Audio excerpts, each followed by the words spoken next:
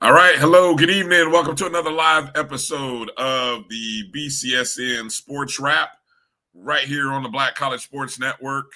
Bryan Fulford and A.D. Drew. Good to be on with you another Sunday. The SportsWrap with you here live and direct. How's everybody doing? Yep, indeed. Watching that BTA. Mama, there goes that man, JT28. MVP.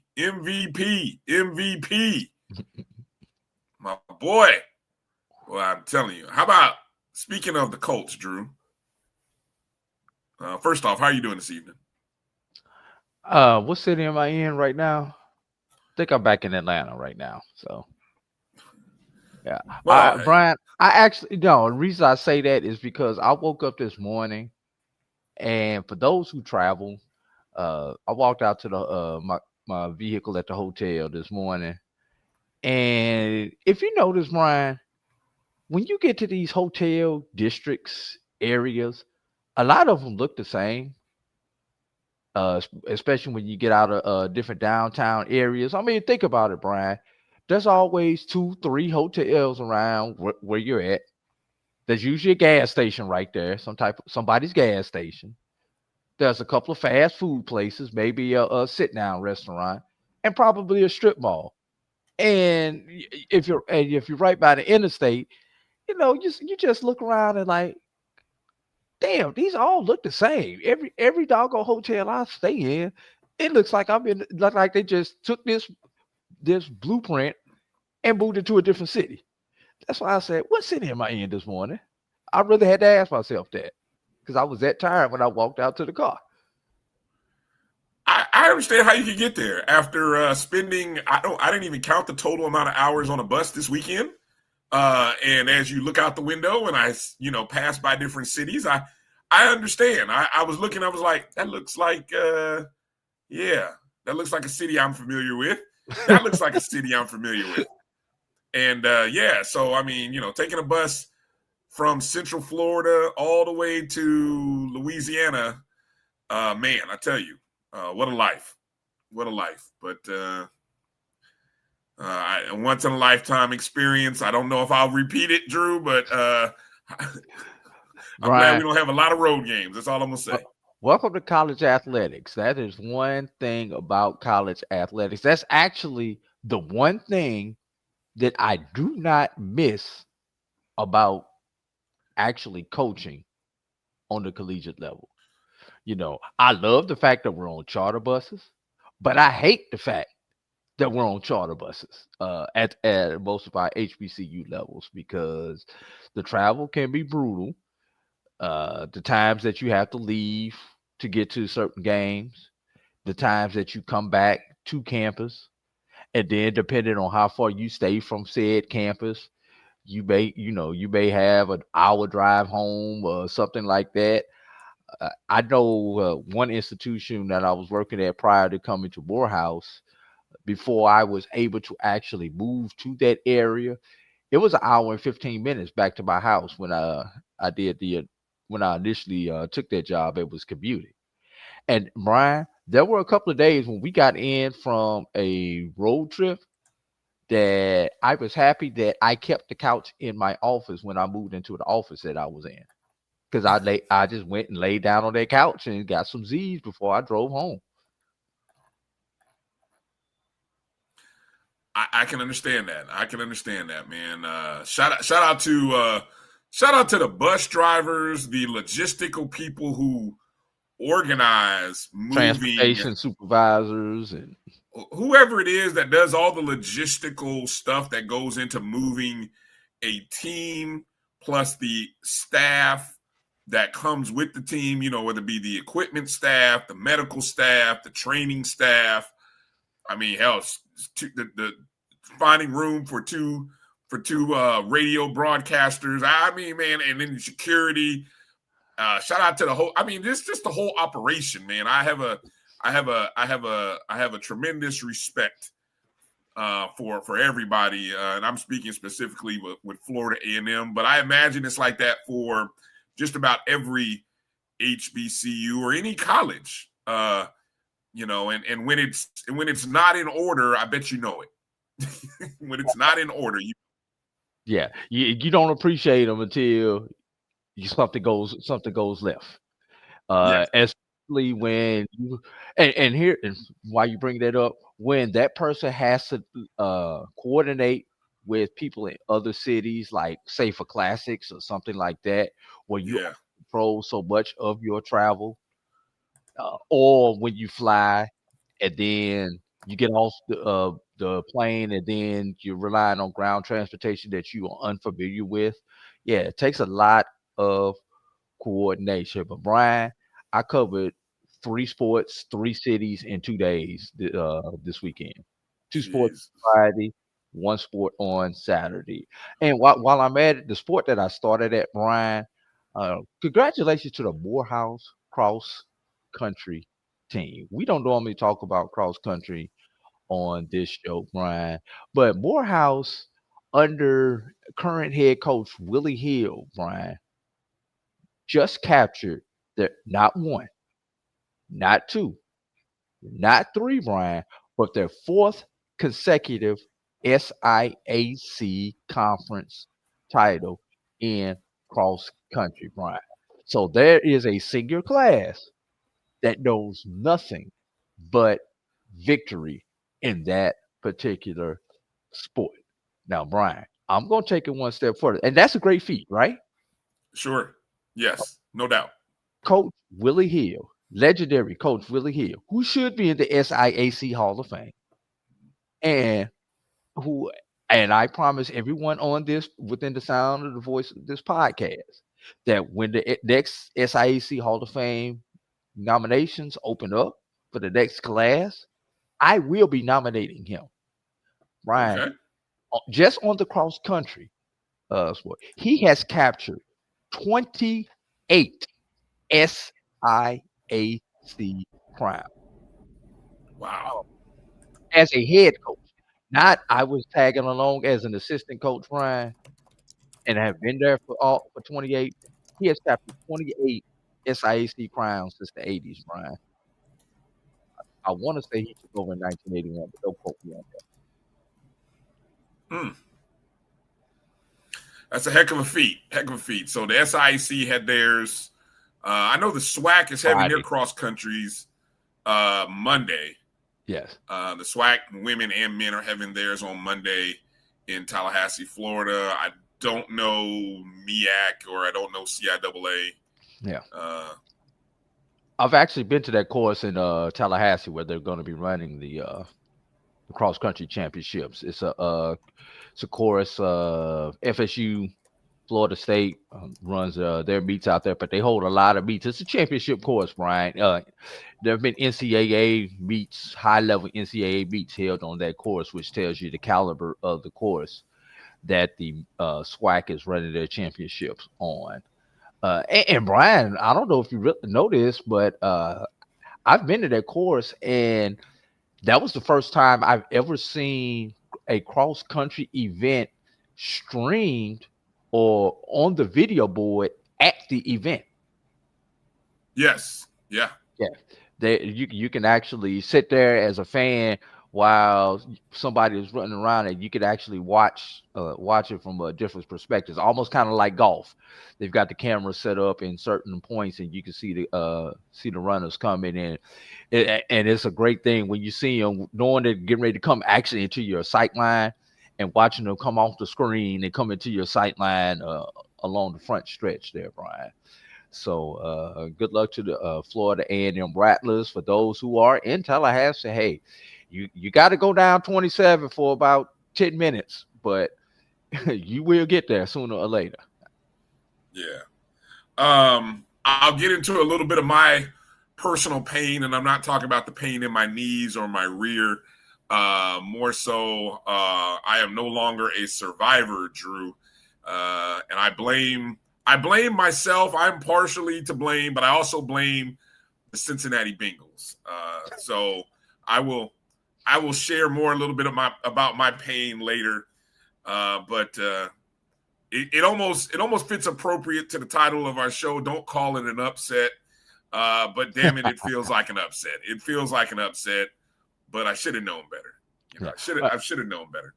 One last thing. I left there Saturday, excuse me, that was Friday morning, left there, had to come back to Atlanta Friday afternoon because we had an evening matchup against Georgia State in an exhibition. I played Georgia State tough, lost 73-62. Not bad considering that's a Division I opponent, and we were missing 3 players who expect to be in the rotation, Brian, in that matchup against Georgia State on Friday night. So, okay. I'm very confident about our basketball team. Emmett says he caught my interview to Larry on the Larry Dixon show. We replayed that right here on the Black College Sports Network, but you can also catch it live on the Maroon Tiger Sports Network. I think we're going to be doing our next show on Wednesday, this upcoming Wednesday. Time has not been set yet. I take that back. I think we're going to go live at 3:00, and obviously the replay will come here on the Black College Sports Network. And then, Brian, got up Saturday morning, woke up about 5:30, out the door at 6:45 to drive from Atlanta down to Savannah, Georgia, where unfortunately we took an L with Morehouse. So by the time and it was Savannah State's homecoming, had a couple of people invite me to post game homecoming festivities out there in the tailgate. Shout out to DP and those people out there who let me join them for the tailgate and some food and an adult beverage, because I sure needed it at that point. But Brian, brother was tired, so just shut it down in Savannah and made it home today. All right. Sorry to hear about the first loss in 3 weeks for Morehouse after running a 3-game win streak. First one, let's just say it like this: first in October. Okay, even better. All right.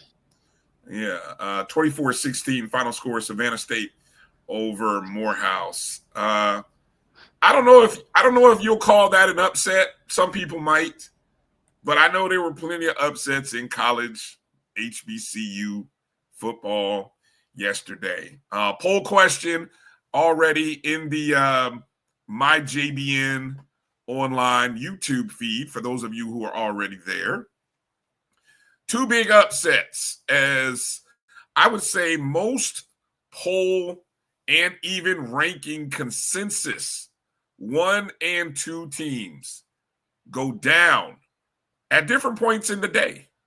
One goes down early in the afternoon, one goes down in the evening. Brian, take that one step further. Your number 1 on the Division II level also went down. The consensus number 1 in the Division II level went down. Okay.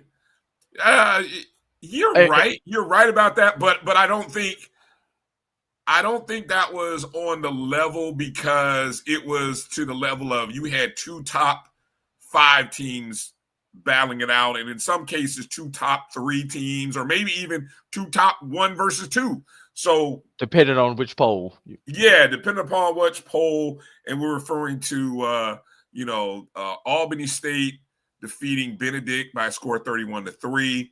Of course, earlier in the day on Saturday, you had Delaware State on the road at North Carolina Central's homecoming, getting a win I think it was 35-24. And then in the evening in Las Vegas, Grambling State gets another win, second year in a row that they have defeated Jackson State with a 26-24 game. So the poll question is, what was the bigger upset? And I didn't include the Benedict-Albany State game because I think to have a real upset, I think you can't be within the top three. You can't be a top five. I don't think top fives are worthy of quote-unquote upsets.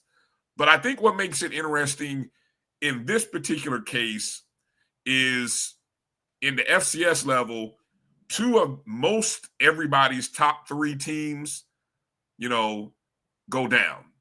Jackson State, North Carolina Central, Central's at home on homecoming, and just all of the preseason prognostication and predictions.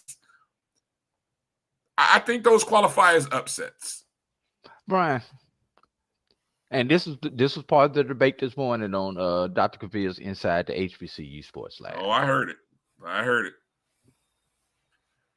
1, 2, 1, 3, top 5. Is it really an upset when the lower ranked team? I know by definition, Dr. Cavill, it's an upset. We went through all that this morning, Dr. Cavill. Don't need another lesson, okay? I do not need it. I do not need any more office hours for you to explain that portion to me, Dr. Cavill. But when you're talking two top 5 teams, like you say, is it really an upset? Is it? To me, and I hate to bring this up, Bryan, what Valley did to FAMU last year was an upset. You had a ranked Florida A&M team at that time and an unranked Mississippi Valley State. That's an upset. That's definitely an upset.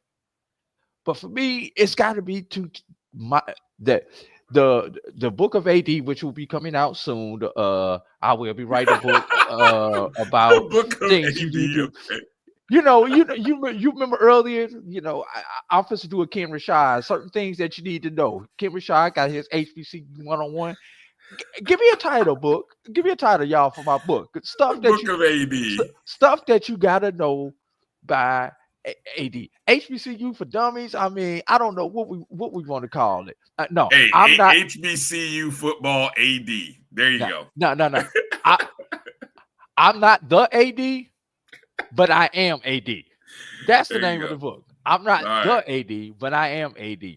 Anyway, just like, when I had the 10 rules the things that you have to know about HBCUs, proper pronunciations and, not saying SIAC and all that stuff, which would be a chapter in there. But, just things about this that that's not an upset to me, Bryan. Okay. Jackson, Grambling beating Jackson State may be an upset. Delaware State beating North Carolina Central, giving what Delaware State has done this year, is not an upset at this point in time. If this happens in September, it is an upset. Delaware State, currently 5-3, should really have 2 more wins. Delaware State should be sitting on 7 wins right now, everybody. They should have beaten Sacred Heart, and they should have beaten Monmouth. So, true. Yes. True. This is why I look at an upset in terms of how Vegas defines upsets. Now, what's the odds number? Oh, I'm going to give it to you. Okay. I'm going to give it to you for both games. And this is why these are upsets. Talk to me. When you have an upset, I think you are legitimately talking about a game that is anywhere more than a touchdown. 1%. Sometimes you could say 3 points, but I would say if it's more than 1 touchdown, 6 points, 6.5 points, that's an upset. If the team that is an underdog by more than a touchdown wins, that is an upset. When you are on a money line, meaning if you were to put up $100 and you are the plus more than 150. That's an upset. Delaware State against North Carolina Central on the road, Drew. And I only know this because I just happened to look at it right before kickoff. Delaware State was a plus 15.5 point underdog on the spread at North Carolina Central. And the money line, Drew, was plus 495. That means, for the layman, for those of you who may not understand these terms, if you were to put down $10, you're winning $49.50. If you put down $100, you're winning $495. If you do like your boy and you put down a cup of coffee, you got coffee paid for the week. I'm just saying that's what happens. But 15.5, I knew in my heart of hearts, there's no way Delaware State is going to get beat by more than maybe a touchdown, maybe 10. But 15.5? No. I knew Delaware State was covering 15.5. And I just said, you know what? This might be one of those days that they are good enough that they might just take the $4.95. Give me a little pizza money, a little coffee. See, there's a difference between pizza money and coffee. Like a cup of coffee, $5-6. Pizza money is you putting down $10, $15. Did you get your coffee at Starbucks? Yes. Okay. I'm a Starbucks drinker. Yes. Okay. I'm a Starbucks drinker. Yes. I'm a Starbucks drinker. I thought you were talking only about on good days. Coffee. Hey, on Monday, racetrack. Hey, on Monday, it's a Starbucks Monday, Drew, because I hit that game real well, and my Colts are winning. FAMU won.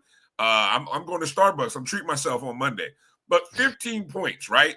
That's an upset. Now I'm gonna take you even further. A bigger upset, because I'm looking at it right here, according to ESPN Bets. By game time, the line on Grambling State and Jackson State. Jackson State was a 23.5 favorite, a 23.5 point favorite.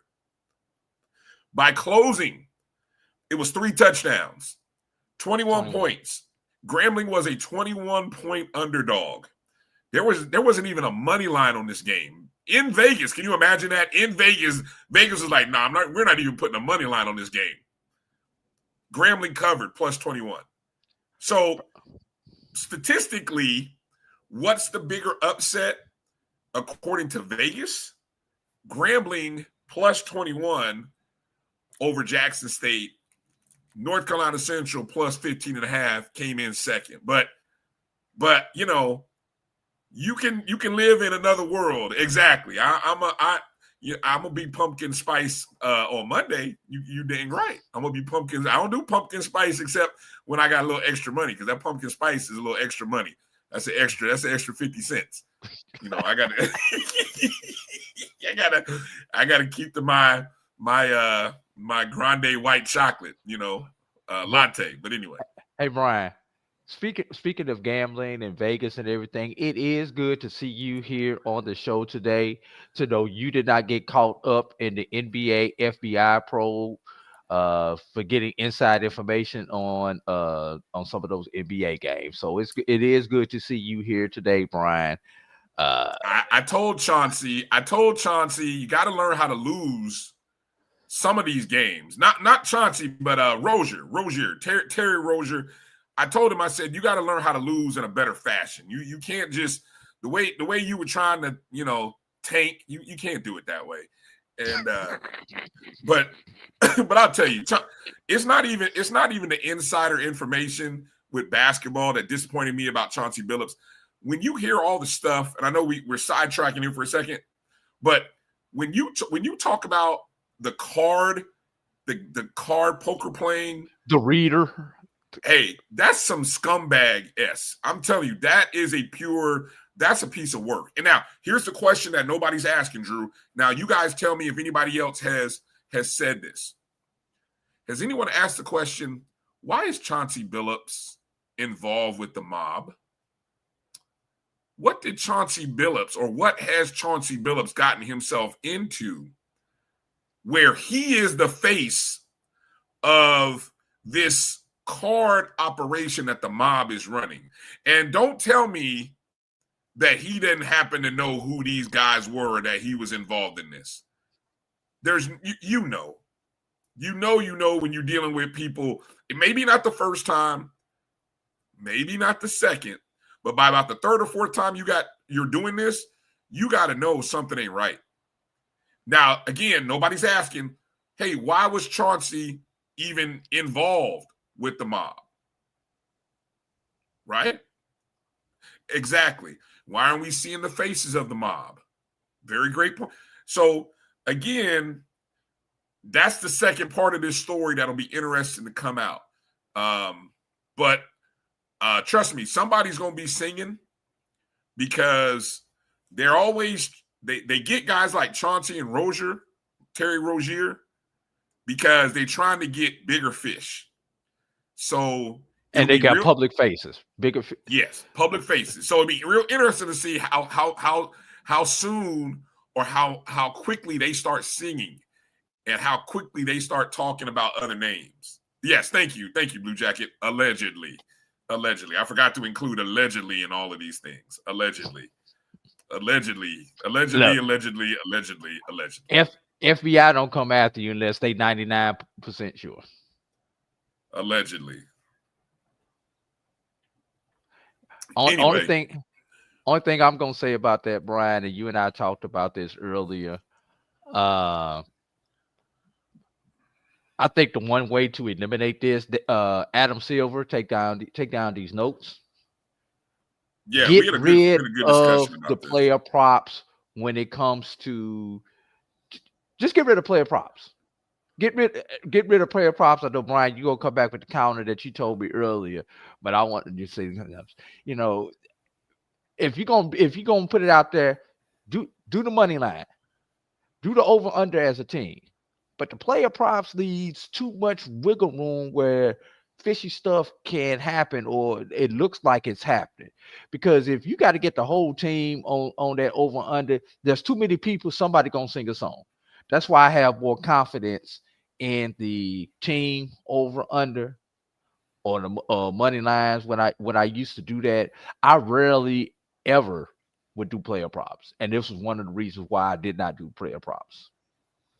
Well, okay, so for many people who may not know, so there's two levels to the player props thing, and player props really came out of the fantasy world, because a lot of us are fantasy football players. There might be some people here who are fantasy football players. Well, the player props came out of the fantasy football, right?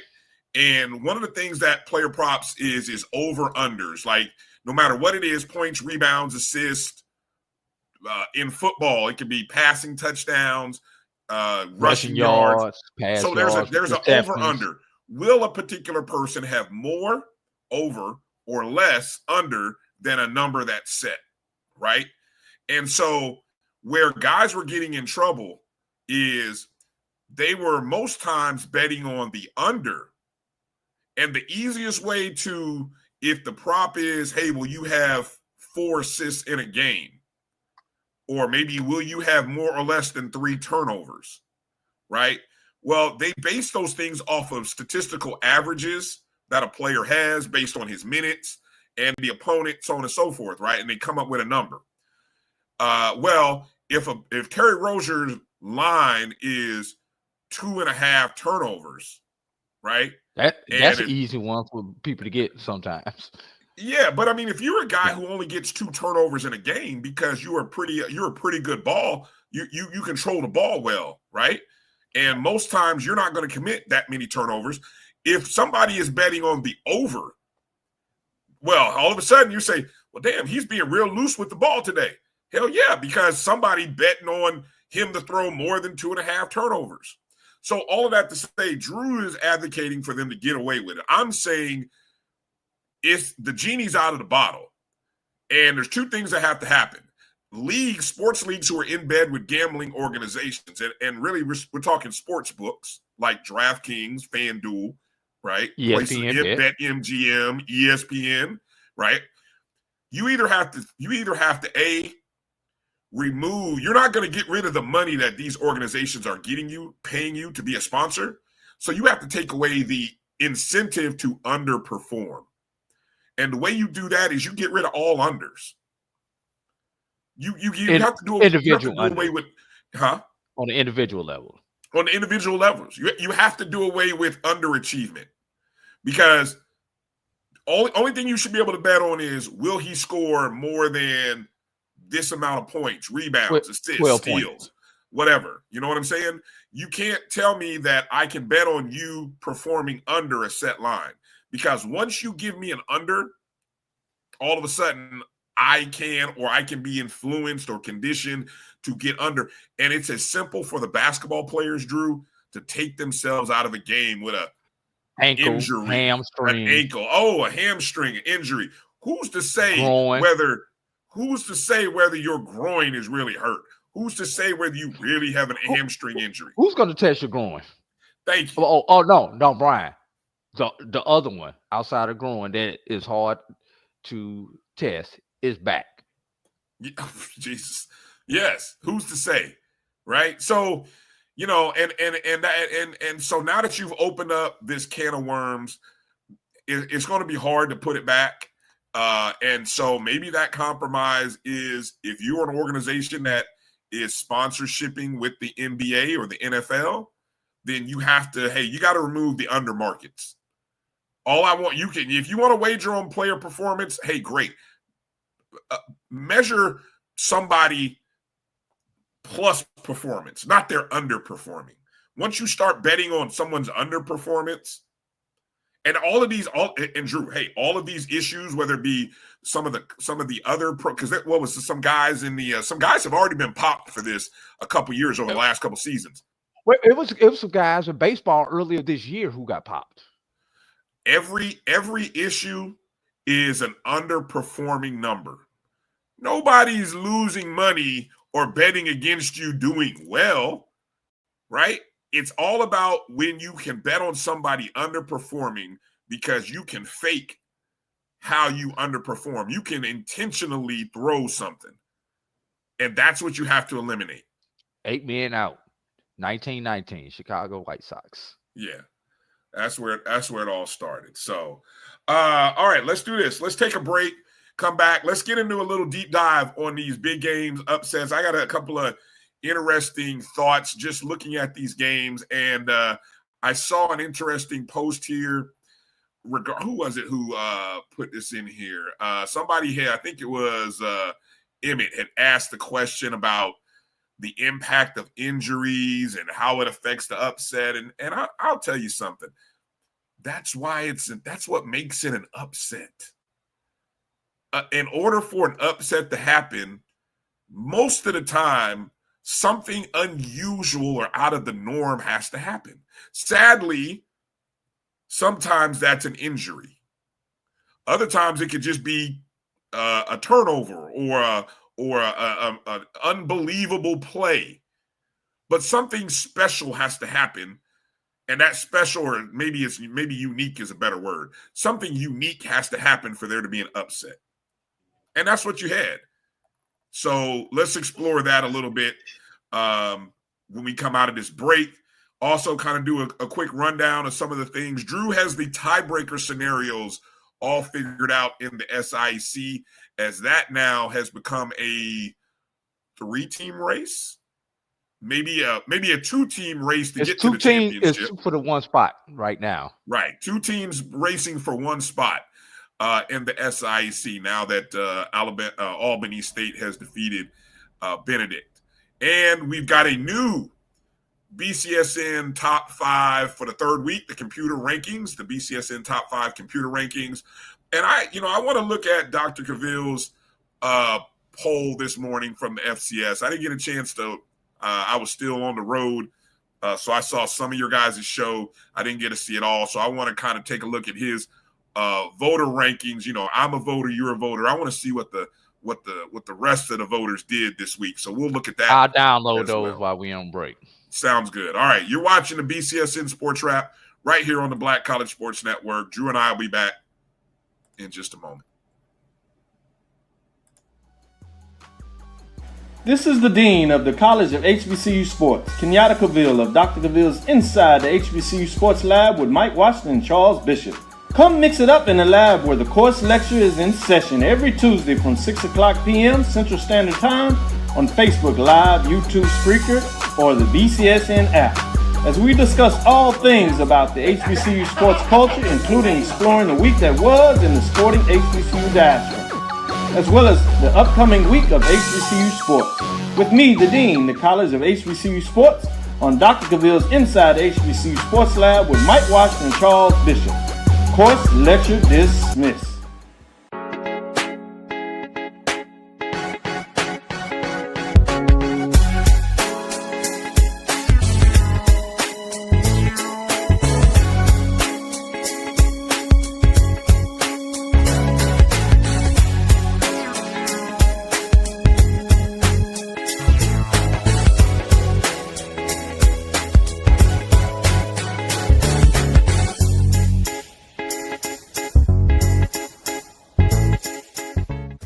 It's never too early to plant the seed, to share the tradition, and instill a sense of pride in your HBCU with your little ones. HBCU Pride and Joy Children's Boutique helps you share your school spirit with a wide selection of adorable kids apparel and accessories officially licensed from your favorite HBCU. Visit hbcupridejoy.com and follow us on all social media at HBCU Pride Joy on Facebook and Twitter. For over 30 years, HBCU Image has been more than just an apparel store. We've been a movement, a statement, a legacy. We celebrate the pride, the purpose, and the culture that make historically black colleges and universities legendary. Whether you're a student or a lifelong supporter, our gear lets you wear your HBCU story with confidence and style. Because when you wear HBCU Image, you're not just wearing clothes. You're wearing culture. You're wearing pride. You're wearing purpose. HBCU. College football fans, the Cricket Celebration Bowl is celebrating 10 years of crowning an HBCU national champion. A champion will rise at Mercedes-Benz Stadium on December 13th as the MEAC and SWAC champions clash in Atlanta. Join us for championship football, interactive fan experiences, and iconic marching bands. It's an HBCU family reunion that you don't want to miss. See who will be crowned the next HBCU national champion. For event and ticket information, visit thecelebrationbowl.com.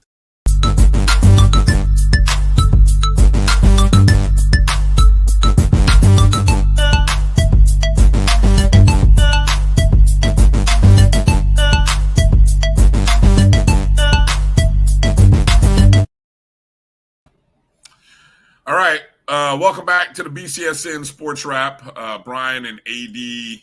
here on a Sunday night. Hopefully, for anybody that's out there that's in Survivor Leagues, congratulations if you were smart enough to roll with the Colts. I wish I was that smart. Sadly, I put my hopes in the Cincinnati Bengals. And once again, for I think now either the second consecutive year or the second in 3 years, they have eliminated me from the Survivor League that I was playing in. And, it's pretty nice when you make it all the way to week 8, 9. You start having visions of making it to the end. And then when a team plays a winless football team at home, a non-division opponent, you're supposed to win that doggone game. But no, not Cincinnati. Not Joe Flacco and the Bengals. Bungles. Sorry to anybody that thought the Falcons with Mr. You Like That, Kirk Cousins, were going to beat the hapless Dolphins. That's another upset that knocked a lot of people out of Survivor. So if you pick the Colts this week, you might be riding home to a title because, man, tough loss, Drew. Man, I'm very upset, very, very hurt. And then especially on the game-winning pass, a halfback touchdown toss to a tight end in the back of the end zone. F you, Cincinnati. That's all I got to say. That's my new T-shirt. F you, Cincinnati. Anyway. All right. Bryan, before we get into the games, I just got to say this. And I'm going down. JT just scored a third touchdown. Hold on, Drew. JT just scored his third touchdown. That's like the fourth game this year that he scored 3 touchdowns. Who had the under? I bet you they mad. You know what? His prop line for him touchdowns, Drew, started at 2. That's how crazy it was. It started at 2+ touchdowns. They didn't even give you 1.5. They were like, no, you got to do 2+. And here he is with 3. Yeah. Oh, that's a toss. That's a reception. That's not a rushing touchdown because it was one of those. The receiver, he did a sweep in front of the quarterback who tossed it to him. That goes down as a quarterback toss. See, now they're padding stats. Now they're padding stats for Daniel Jones / MVP. I can't believe I'm watching what I'm seeing from the call. I mean, this is I don't even know. I don't want to blink, Drew, because this is going to end badly. I know it is. I don't want to get my hopes up, Drew, because this is going to end. This is not going to end like a fairy tale. I know at some point reality is going to hit. So I'm nervous to want to. You would say, "Hey, Bryan, you should enjoy this." No, I can't. I'm too nervous. This ain't right. Something's not right about this. This is like somebody made a deal with the devil, and like I don't know. Something's not right here. But anyway, I digress. Bryan, before we get rolling, I just have to say the internet is undefeated, and the trolls have been out with the upsets from yesterday. Oh my gosh! Yes, please. Yes. That's some of the stuff that I have picked up offline. How about the internet is so funny after? How about this for North Carolina Central? No. That's Alabama A&M. That's Alabama A&M getting smacked by Cam. Hey, not only did Cam smack them, but then Andrew Body turned around and smacked them as well. Right. Here's North Carolina Central. Hold on. Did you see that live? Did you see that? No. Oh my gosh. Cam. So hold on. I wish I would have clipped it. But okay, so here's how this thing goes. The two mascots do a little race, like a 40-yard run. The Bulldog and the Hornet. They do a race. This is on First Take. And I guess the Bulldog's helmet or his head is not as fixed as well as the mascot for the Alabama State Hornet. Well, after the first 10 yards, race was practically over. I mean, the Hornet had won this race because you could see the Bulldog trying to hold on to his head. While this is happening, all you hear Cam Newton being, let me find the right way to say this. Cam Newton being black. Cam Newton just being obnoxious. I'm sorry. I'm trying to find a nice way to say it. Cam Newton being obnoxious, just And so as he's like sort of taunting the Bulldog gets a swipe in at Cam's hat. And I give the Bulldog credit because he did what I would have done if I was upset. He tried to step on Cam's hat. And he got real close. While it was laying on the ground, he got real close to stepping on it, which would have been great. That would have been classic. Because, Cam wears these fedoras hat, and he tried to step on it. He got real close. And then Cam pushed him off of it. They get into a little pushing. And go back to that picture. That picture is Cam, you see him without the hat, taking a swing at the Bulldog, right? And thankfully he didn't. I don't think he really hit him that hard, or he didn't. He tried to go Will Smith on him, and he didn't. He didn't connect. Like Will did on Chris Rock. But after that, they got into a little pushing, and Cam was like, "Man, stop playing with me." And then all of a sudden, the Bulldog realized, okay, the play time is over. Cam was kind of serious, and so then he gave him kind of, "Okay, man, we cool, don't worry about it." But the whole episode, all because of, just like Solo Dog said, Cam being Cam. And yeah, so needless to say, that was a bad recipe for what happened in the Magic City Classic. Because, I could do a poll. Who had a bigger punch, Cam Newton or Andrew Body? I don't know who put a bigger punch on Alabama A&M, but man, Jesus. All right, here you go, Bryan. Internet undefeated. Wait a minute, not the culture over scheme. No, that is hardcore. Who did that? I had to go back and find that one. Oh, that is I saw it retweeted a couple of times. that is hard. That is hard, man. Oh, that's petty. That's my And kind of petty right there. nah, this is my kind of petty right here. Oh, yes, I saw that. I saw that. We took our son to Vegas, and he thought he was big enough to handle Daddy, but Daddy had to put him back in his place. Lord have mercy. And by the way, yes, Grambling State owns the series lead, I believe, over Jackson State. So people may say, what's this from or what? Yes, I think Grambling State owns the series over Jackson. I think they've won 3 of the last 4 meetings. And I think TC Taylor has not beaten Grambling State as a head coach. I think all of those things are realities. Yes, but don't get too loud about that with Jackson State folk, because they get sensitive.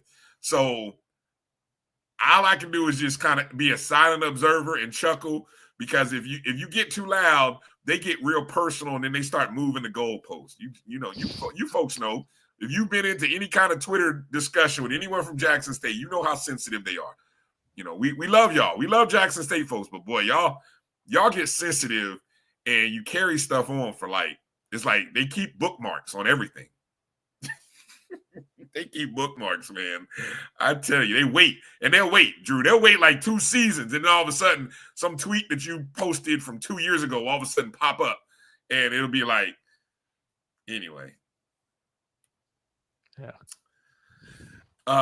You got some attendance numbers, I see. What was the attendance numbers looking like from yesterday? Woo! Holy smokes. 69,372 at the Magic City Classic. Is that the leader in the clubhouse now? That is clubhouse leader. That overtook State Fair. Wow. Hey, congratulations to everyone who was at Legion Field in Birmingham, Alabama for that game. A blowout game, matter of fact. I mean, not even a close ball game. It was over in the first quarter. 56-13, Alabama State. I mean, they were up on them like, 21, 28-3. Hold on, I'm pulling it up right now. They were on them early.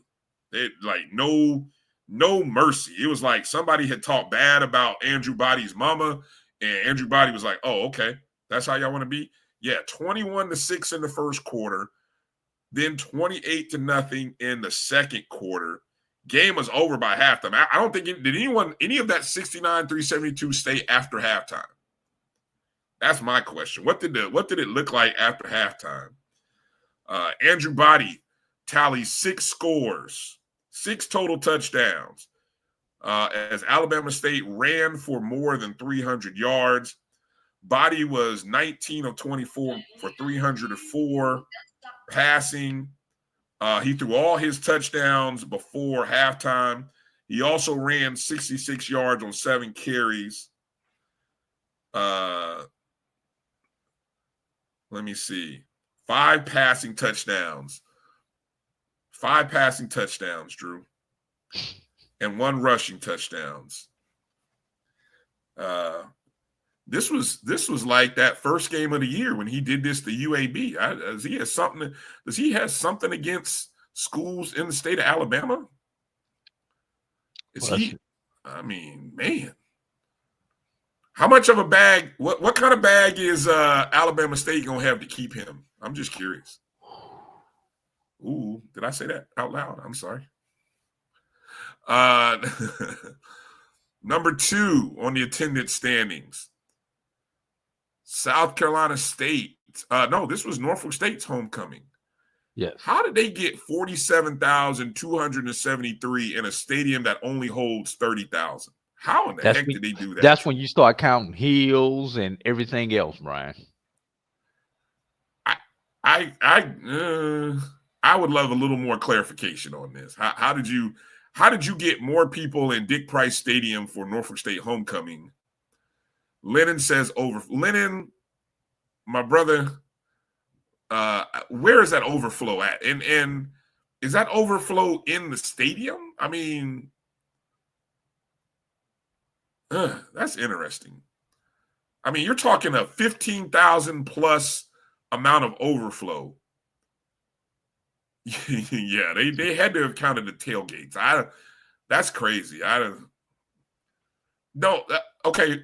Norfolk State is a closed stadium, folks. For those of you who have never seen Norfolk State Stadium, there's no open hill. There's no opening. It is a closed stadium.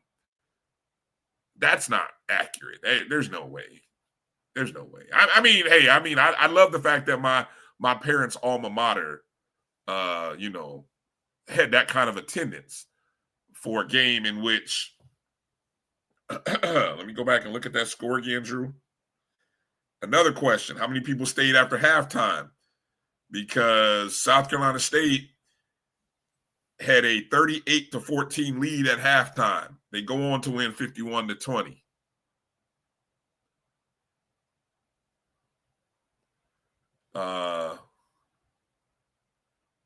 I guess it wasn't the defense that was the problem, or the defensive coordinators. I'm sorry. I guess the defensive coordinators weren't the problem at Norfolk State. So they must still have the same issues that they had before.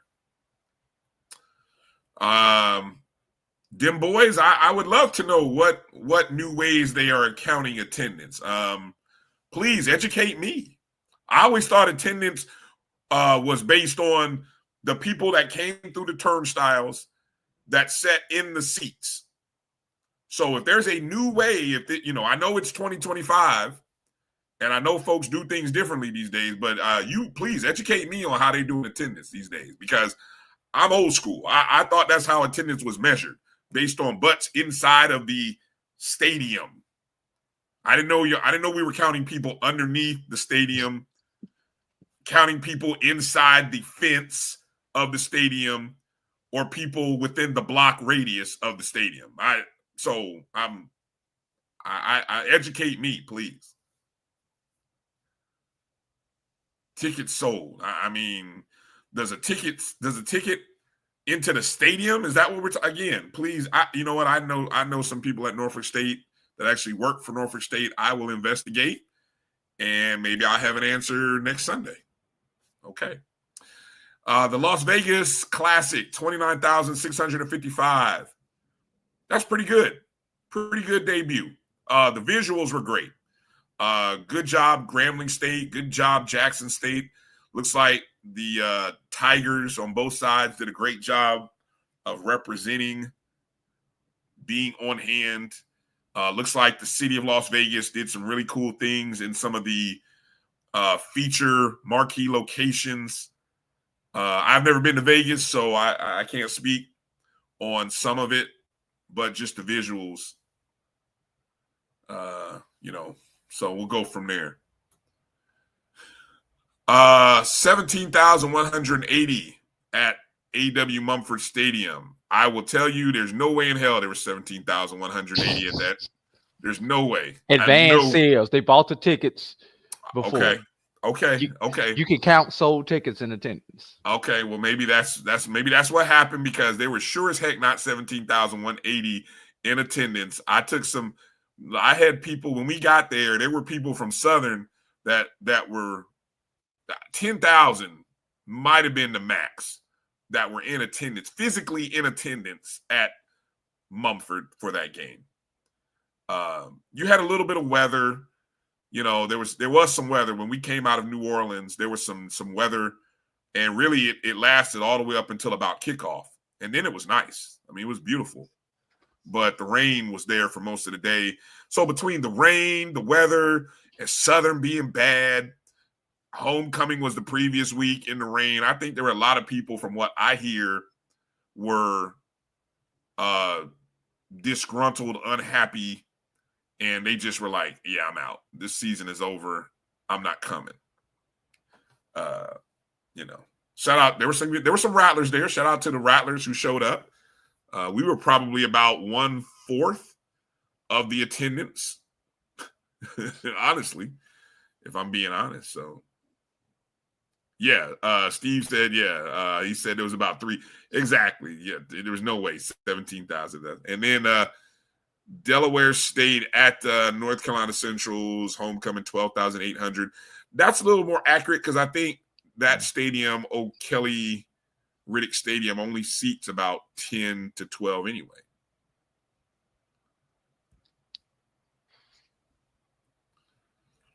So,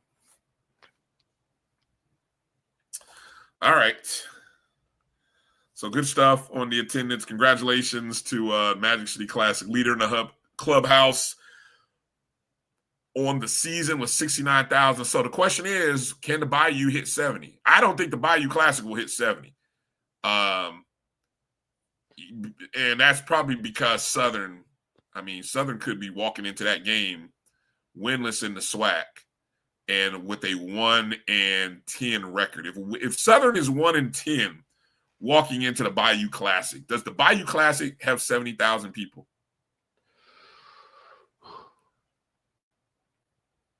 I don't think so. Israel says Bayou Classic numbers are falling. Yeah, I can see that. Lennon's saying they're calculating attendance by the tickets that were scanned. Again, so you're selling tickets to what? Come inside the gate or the block? Because I've been to the stadium. I know. Here's the thing, Brian. If that ticket sold to come into the block allows access to the game, you can count it on attendance. But it can't. I mean, when it says access, what is access to the game? What does access to the game mean? Right. That means you don't have to do another scan or another ticket to get in. If that one ticket gets you into everything or multiple things, including the game, it counts as attendance. Ticket for entry on campus? Get the F out of here. No way. This should not be part of our attendance for these games. Let's stop the madness. I know, look, I'm not doubting what you can and can't do. You can do whatever you want to do. But I am calling BS if we're come on, guys, what are we doing? We ought to call BS on all of this. If you know that the stadium only seats 30,000, if they're not putting additional seats in the stadium, then let's not count the game attendance with attendance for the homecoming day festivities. How about that? Maybe we need a different category.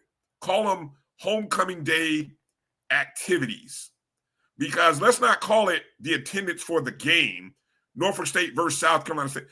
I'm not debating on that. I mean, I trust the reporting. If that's what the reporting says, I know the guys at game day, hey, it is what it is. I'm not debating with them about the reporting. I'm debating with this new thing that we're doing where we're counting attendance on the block, attendance on the campus. If that's the case, then let's go. I want every school to do it. Let's see how many people get access inside of the 1 block radius of the stadium. Then let's all do that. But I still want to do attendance in the actual game. Game day attendance. And the bad part is everybody's not being consistent. Some schools aren't counting students. They aren't counting the band because they don't have a ticket. Some schools are counting people who are within a block radius. I mean, damn. Let's take this seriously. Let's be serious about this. Let's move on. We were going to talk about some games. Okay. I'm sorry. Got me fired up, Drew. I do want to make mention here, let's make a mention here. We haven't talked at all about this game, Delaware State, North Carolina Central. And I was watching a little bit of it live. I saw the highlight package on HBCU Game Day on YouTube and encourage all you guys to go check it out. It's good stuff. But this game, I felt like took 3 different swings. And that's what's great about any type of great game. There's 3 levels. There's ebbs and flows to the game, right? And I think coming out of halftime, Delaware State will call this maybe the greatest game in the last, 25, 30 years for them, especially if they end up finishing it out. But after trailing at halftime, 10-7, right? Delaware State goes up 21-10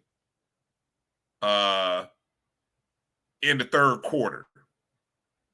They come out of the halftime. They connect on a 72-yard pass play. Like we're so conditioned to think of Delaware State as a run team, but then they hit you with a 72-yard pass play.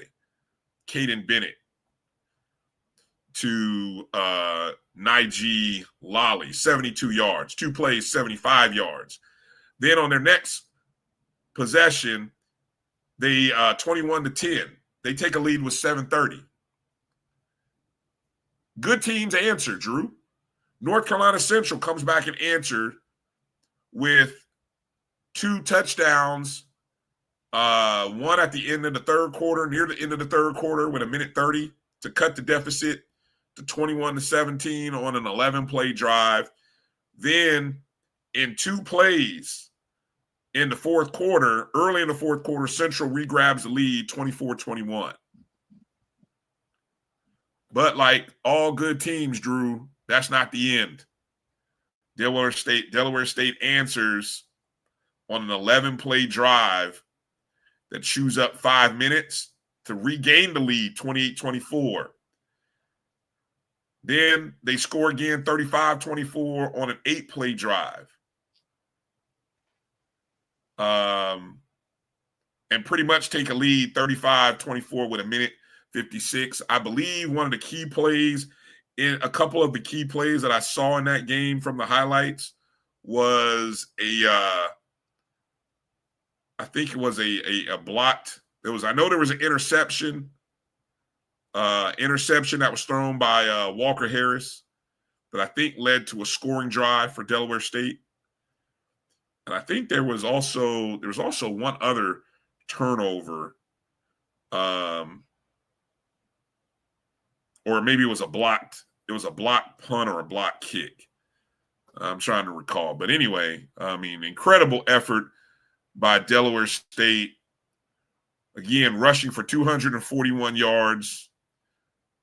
I mean, other than that, it was an even ball game, Drew. It was an even ball game by Del State. I'm not one of those people that predicted anything about Delaware, so I'm not poking my chest. I know there's going to be some people on social media. Give them their whole 24, 48 hours. They're going to be poking their chest out, talking about, I told you Delaware State. Del State alums who predicted this. All I want to know is, if you felt so good about Delaware State, did you put some money on it? See, to me, that's how I live. If you feel so good about it, what does the receipt on your bank account say? You know, if you feel that good, did you put some money on it? Other than that, it's all talk. Now, anyway. The other interesting game in the MEAC, Howard in overtime, 33-27 over Morgan State. Howard had to rally in the fourth quarter to force overtime. Howard ends up getting the win.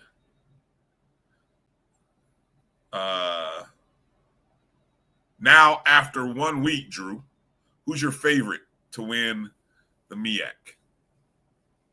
Oh, it has to be Delaware State. Why? They get South Carolina State at home. Okay. If Delaware State can hold on, and it is the last game of the season. I believe that is the 22nd of November, the last Saturday, but they get them at home. And they have the 3-2 flip this year. Oh, okay. Well, correction. They're split 2-2 because of the neutral site in Philly, because I believe the game in Philly was their home game. Let me double check that. It may be 3-1-1.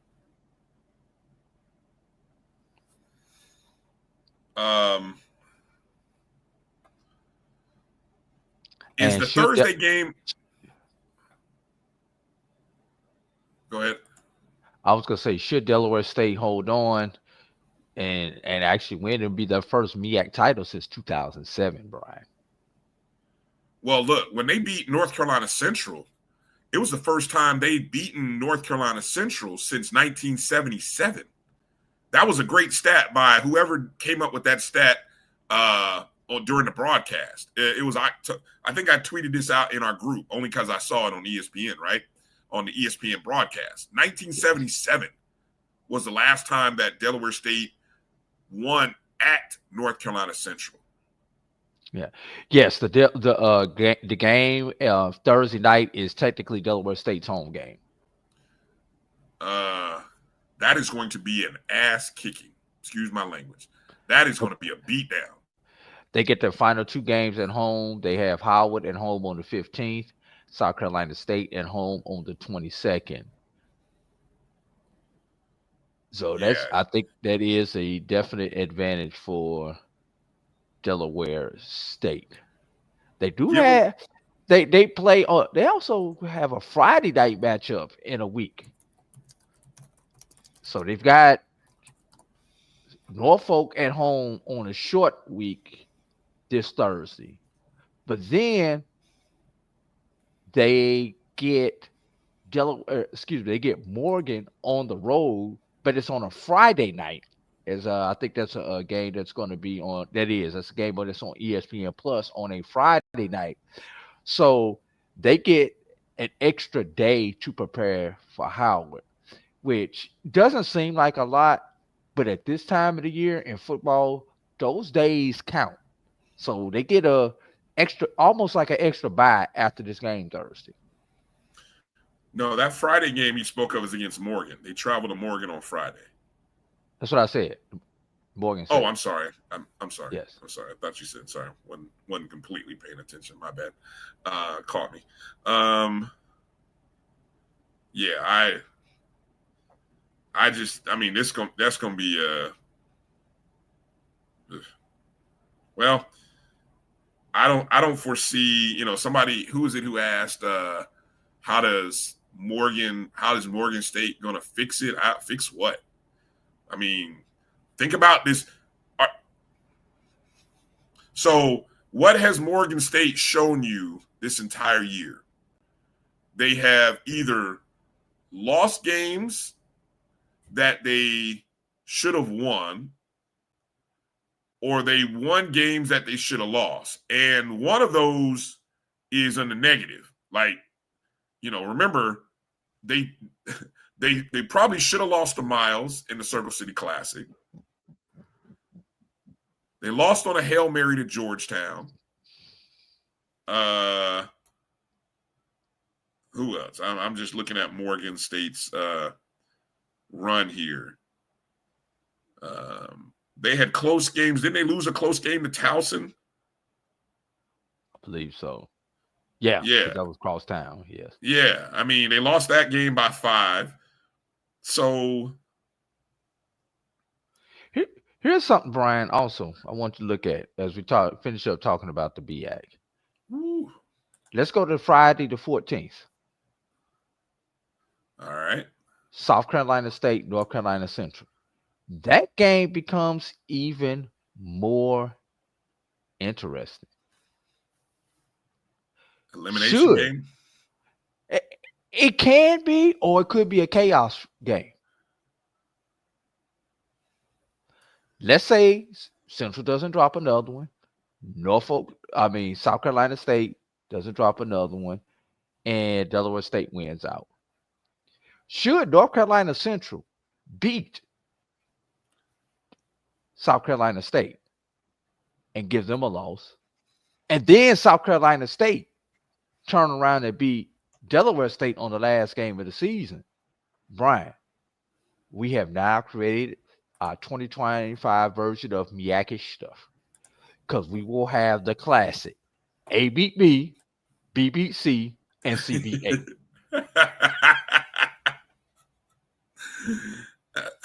That's how we love it. That's how you want it. That's how you want it, right? Yes. And then I can recoin the phrase Miyakish, and it will be interesting to see who makes it to Atlanta should that scenario happen. I told you need to go ahead. You should have trademarked that name, Miyakish, by now, Drew. I don't know why you haven't. Well, we haven't had a chance to pull it out in a while, so. All right. So you give the odds. So if we were putting odds together on who's going to win the MEAC. Now remember, what did I say the odds at before this week? I think if I recall, I said Delaware State was kind of like 5-1. Yes. If I want to, 5-1. How much lower are you moving their odds? 2-1, maybe. 2.5. 2.5 to 1. Yeah. Yeah. You missed out on a good number. If you would have jumped in, which if there was markets available, I would have jumped on a 5-1 market pre that game against North Carolina Central. Yeah. Could have got there easily. Emmett, who's worthy? Who's worthy of going to the playoffs? Honestly. No team in the MEAC is ranked in the top 25.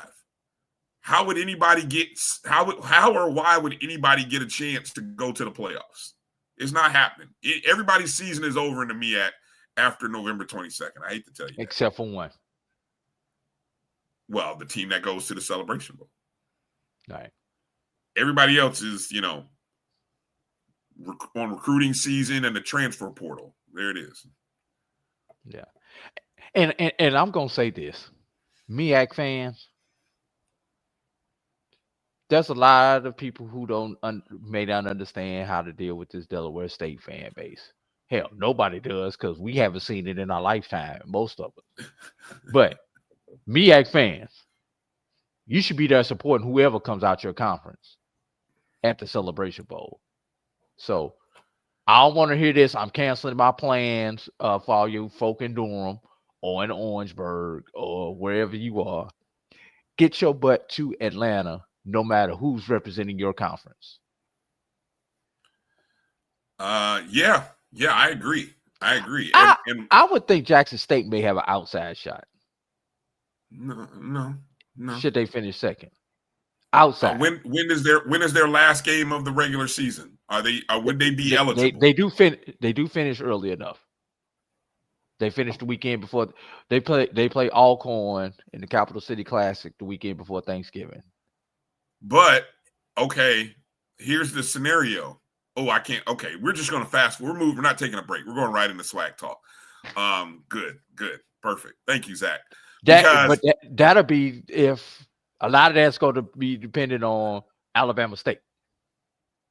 Well, but understand the scenarios, Drew. The way because Grambling State beat them. See, the scenario that would have been best is if Jackson State won and then went to Tallahassee and lost, right? But now that you've lost, I don't know if they're a two-loss SWAC East team cannot get to the playoffs. I don't think. But they only have one loss right now. Who? Oh, yeah, they would have to lose again. I got you. Yes, Jackson State would have, and at that point, Jackson State has 3 losses. They have 3 losses, and think about the teams that are left on the schedule. Who they can lose to. I mean, it's not even that. It's where those teams are. Those wins against those teams won't help you. Exactly. That's my point. So yeah, I agree 100% what Zach said. Season's over. It's Celebration Bowl or bust. So everybody, that should be the new marketing campaign, Mr. Grant.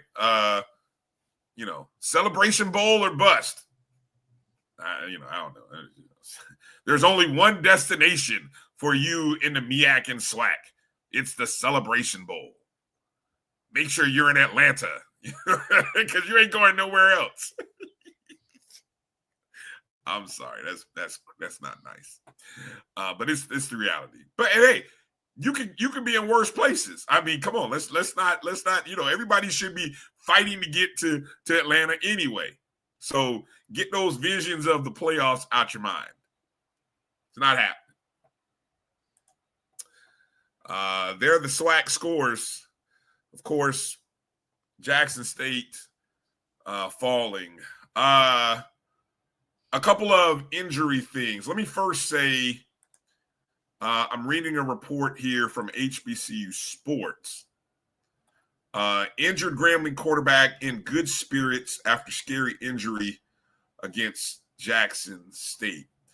If anybody if you weren't watching the game live, we happened to be those of us at the, who were part of the support staff getting on the bus after the FAMU Southern game. We were scoreboard watching, game watching, right? We actually saw the play. And so for anybody who saw the play, very scary moment in the midst of that game. Late in the fourth quarter, Grambling State had regained the lead, 24-23, I believe. And Savion T-Set was on a scramble play, and I believe he was diving, not sliding. I think he was diving for some yardage, maybe a first down. And he took a hit from one defender, and then another defender kind of came in right at the trail end of the play. And next minute you saw was the young man kind of laid out on his back, and he was still.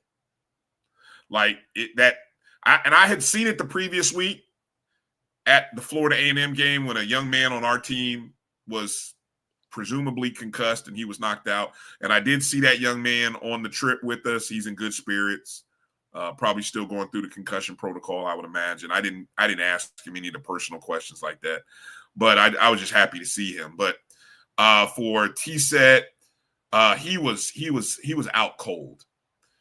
And instantly you saw the medical training staff come to him to the point, they brought the stretchers, the ambulance cart out.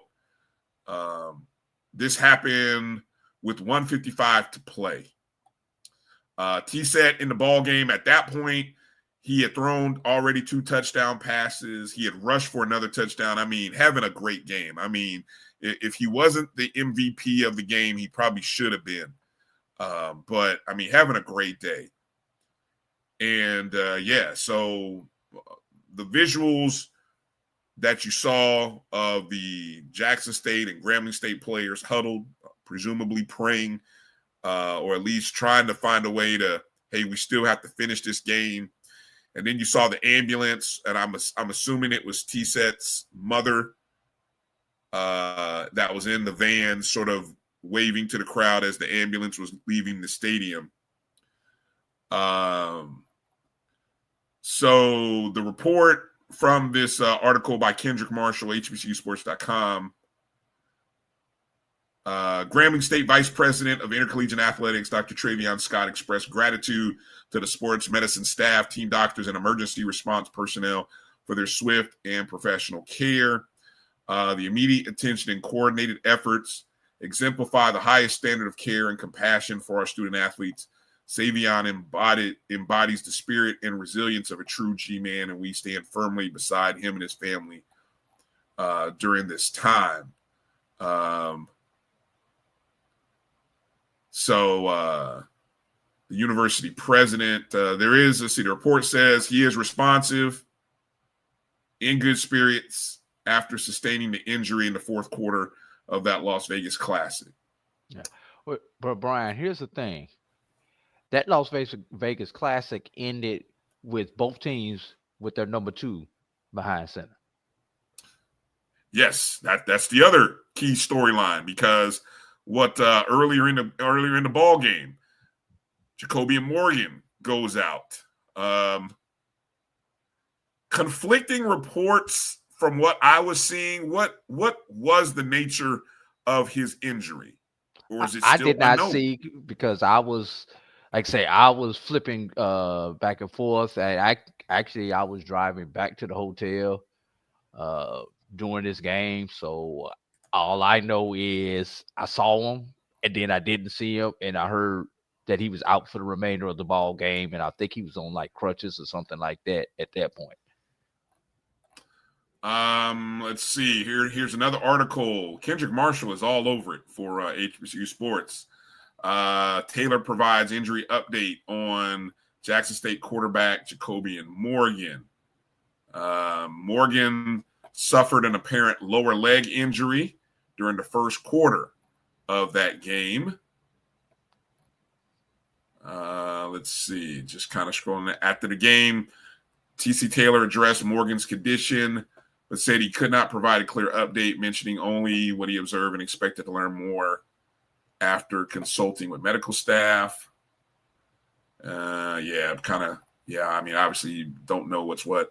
Morgan was replaced by redshirt freshman Parka Stofa, who went 7 of 12 for 91 yards before true freshman Jared Lockhart played the fourth quarter, leading the Tigers on a scoring drive.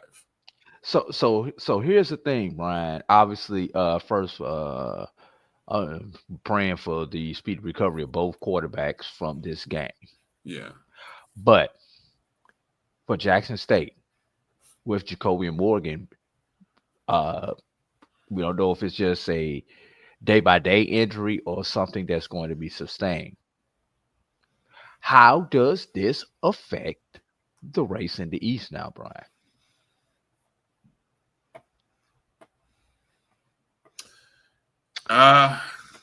Yeah, I mean, looking at now, and before I cut to that, for the, let's see, Jackson State, Alabama State rematch crowd, where, I mean, let's be real. Jackson State and Prairie View now are your top two teams in the conference. Or is it Alabama State now? Because do you move Alabama State ahead of Jackson State with the injury to your QB1? I know y'all don't want to hear that, Jackson State, but these are things that we have to discuss.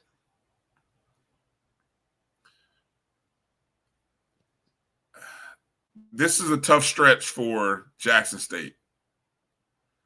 I guess you're going to find out about how good this freshman quarterback is. And how good the defense is, because you're going to even more rely on the defense in the running game.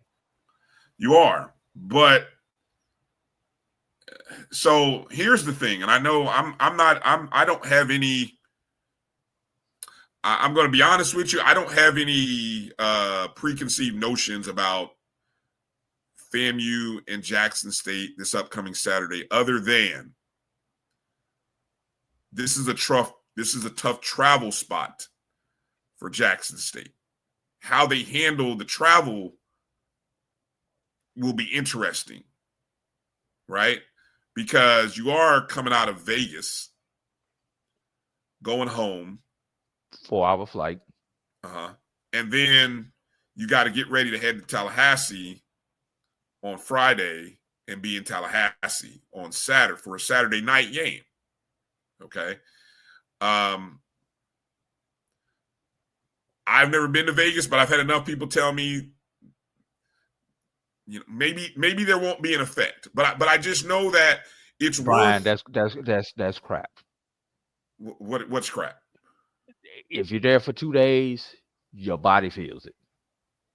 Well, how long does your body feel it though, Drew? That's what I'm trying to get at. I mean, anytime I've flown from the West Coast back east, it's really taken me about 3 days for me to get back right. Okay. Well, I mean, and then they got to get on a plane and head to Tallahassee. So, I mean, by the time you get back, your body's going to get back to Central Time Zone physically. Now you got to hop on a plane and go to Eastern Time Zone.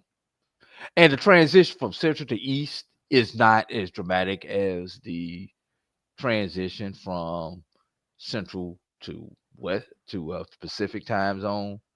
But it does mess with your mind when you shift time zones like that constantly. Okay. Look, I don't have any. I just know this is an interesting stretch when you're not 100%.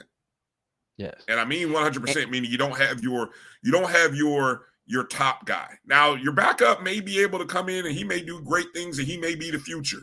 and this may be his moment to shine. Okay. But it does raise, okay, this is where the championship medal comes through. You know, we get a witness how tough a champion well, Israel, who else has traveled from Vegas? Come on now. Where else has anybody else traveled to Vegas and then have to turn around and come back and then go on another road game? I mean, Jackson State is in unprecedented territory. I'm gonna give you the closest question. I'm gonna give you the closest comparison that I had. This happened to us last year, both to us, Morehouse, and Tuskegee, after we played in the HBCU NBA All-Star Classic. We played that game on Saturday evening. We both traveled out on Sunday morning. We didn't travel out until Monday morning because we stayed for the All-Star game. We traveled out on Monday morning. Tuskegee came in, traveled, had to go to East Coast time because they had a Tuesday game in Ohio. No, you were done. And then before they came back to Tuskegee, whereas Morehouse had to travel in. We got in Monday evening into Atlanta and had to play Tuesday night at home. And and we talked to the Tuskegee people also. Those players were physically drained after doing that. Now, we found both teams happened to find a way to win those games, but it was taxing on those players physically and mentally with that transition. And we're talking about 20-year-old kids having to deal with this. We're not talking about 30 and 40-year-old adults who may be used to these type of traveling schedules. In this conference, this travel is unprecedented. And Grambling's the same way. Yeah. The travel is unprecedented. I don't know who just came from California. Nobody's come from California, Israel. Nobody has played a game in California and come. I mean, I don't know what you're thinking about. I respect you immensely, but I don't. Who's come from California and had to turn around and play? Lincoln in California? Is that what you're thinking about? Like I said, only California. I was just giving a reference to what we did last year.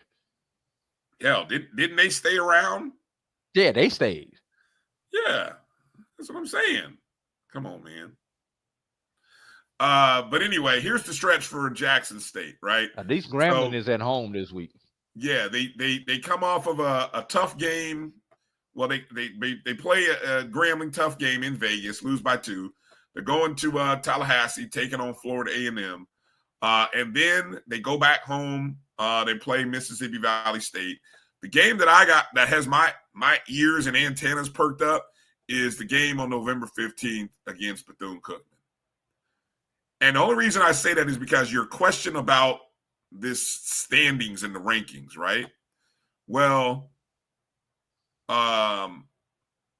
Bethune-Cookman plays nobody over the next couple weeks. I was looking at who they have. I mean, right now you have 3 teams tied for first place, technically in the East.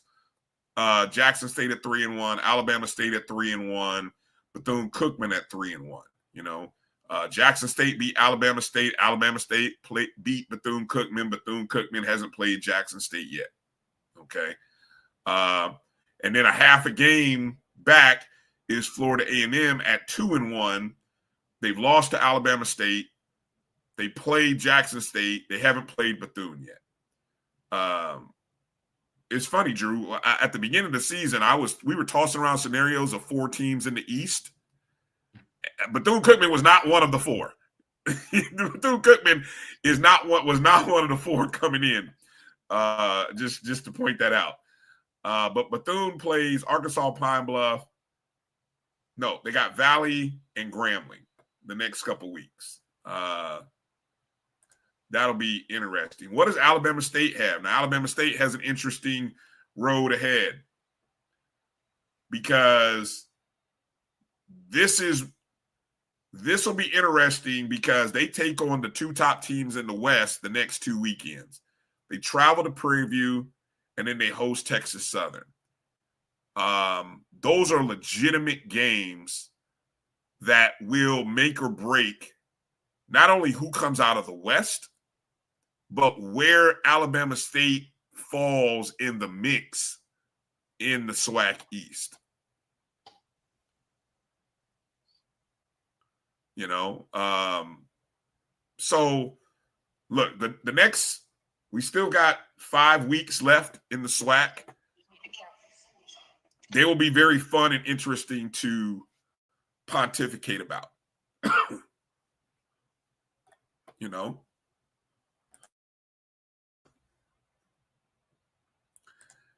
and I would expect nothing less from you, Israel. I would expect nothing less of you seeing Jackson State winning these, because I don't think in your wildest imagination can you see anyone else other than Jackson State. And hey, that's fair. That's you know, but okay.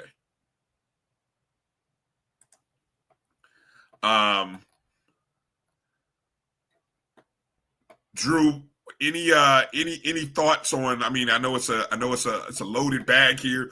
Is it too early to start making predictions, or what's the game?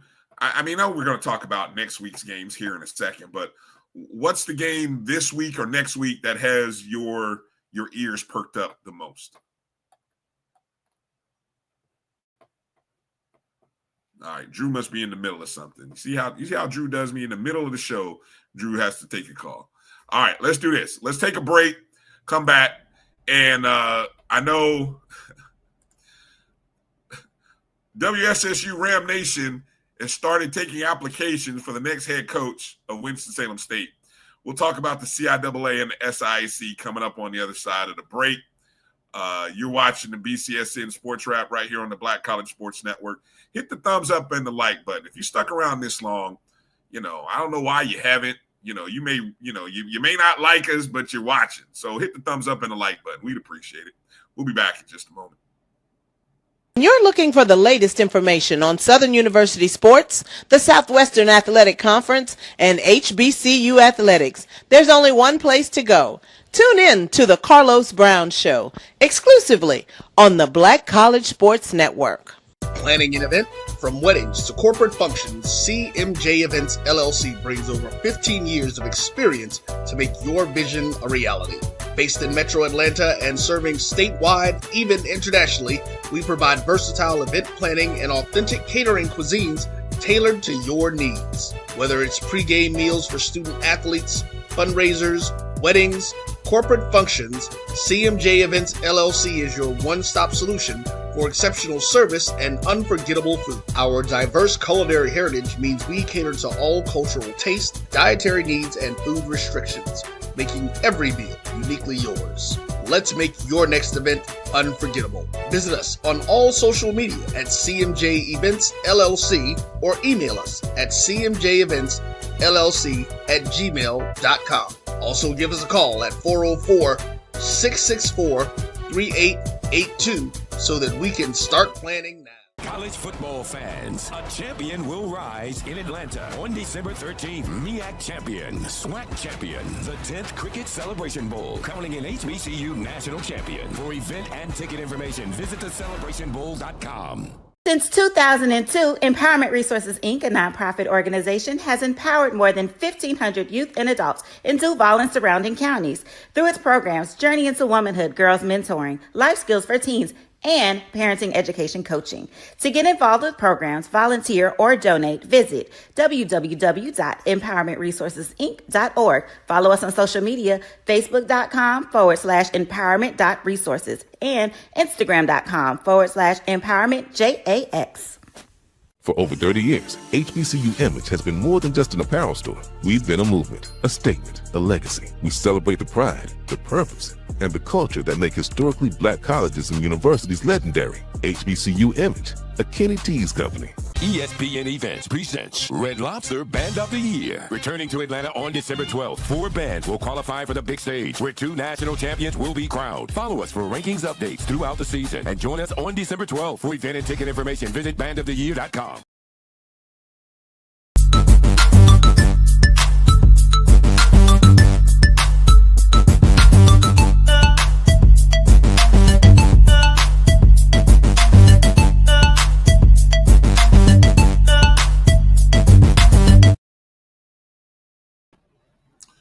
All right, welcome back to the BCSN SportsWrap. Brian Fulford, maybe A.D. Drew.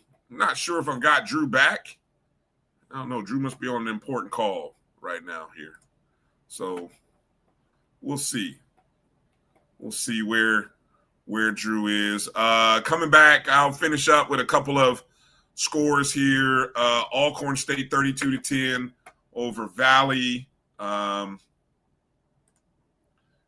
As it relates to the standings, Alcorn State gets their first conference win. That leaves Valley and Southern as the lone winless SWAC conference teams. Of course, Southern, new coach, Fred McNair taking over. 35 points is the most points that Southern has scored in a loss all year. I mean, Southern is 1-7 overall. In the previous 6 losses, they'd only scored 14 points. Having been there for that, obviously I was there for that game. I don't know if that – I think that is a sort of a mixed bag of Florida A&M's defense, which is not great to say the least. It's allowing like 30 points a game. So, I mean, if you can't score on Florida A&M's defense right now, that says something about your offense. But there's also maybe a little bit of some new things that Southern did. I haven't watched a whole lot of Southern this year, so I can't tell you. I don't know how rejuvenated they were. I will say the one thing that impressed me about Southern, they were, for much of that game, one of 2 things would happen for Southern. If they extended past the first 3 plays and got a first down, they would matriculate the ball down the field and end up scoring a touchdown. And I think they scored touchdowns from 3 yards out, 2 yards out, and a pair of 1-yard touchdowns. But all of those 4 scoring drives, while the game was close, I mean, at one point, Southern had a 28-22 lead in the early part of the 4th quarter or late 3rd quarter. So,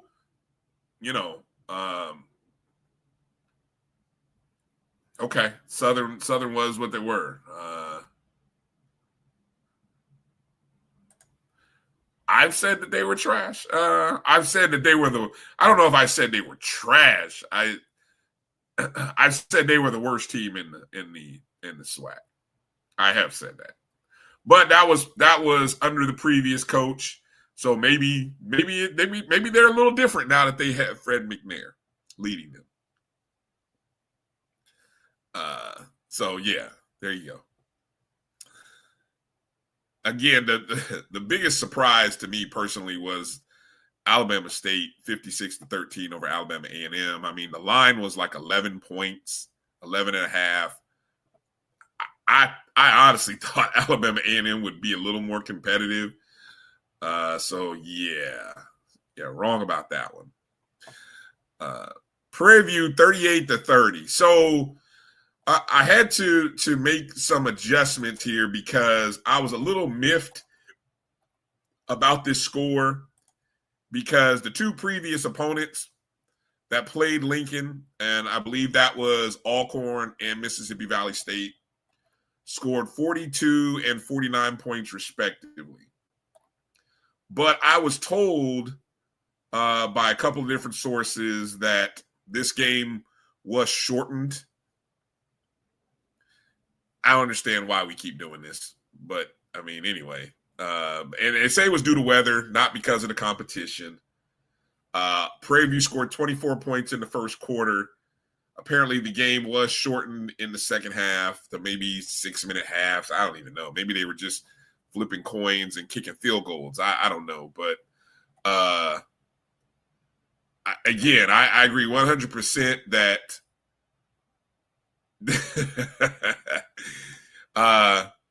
we should quit playing Lincoln. There has got to be a better way.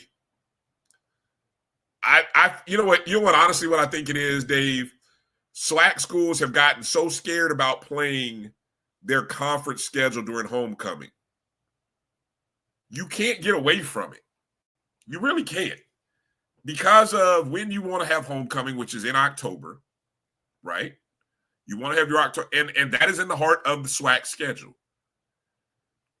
But schools are trying to avoid playing SWAC opponents in the heart of their schedule. So they schedule VUL and Lincoln, knowing that these schools, VUL, if you're not a Division II school, only Division II should be scheduled in VUL, and no Division I school should be scheduled in Lincoln.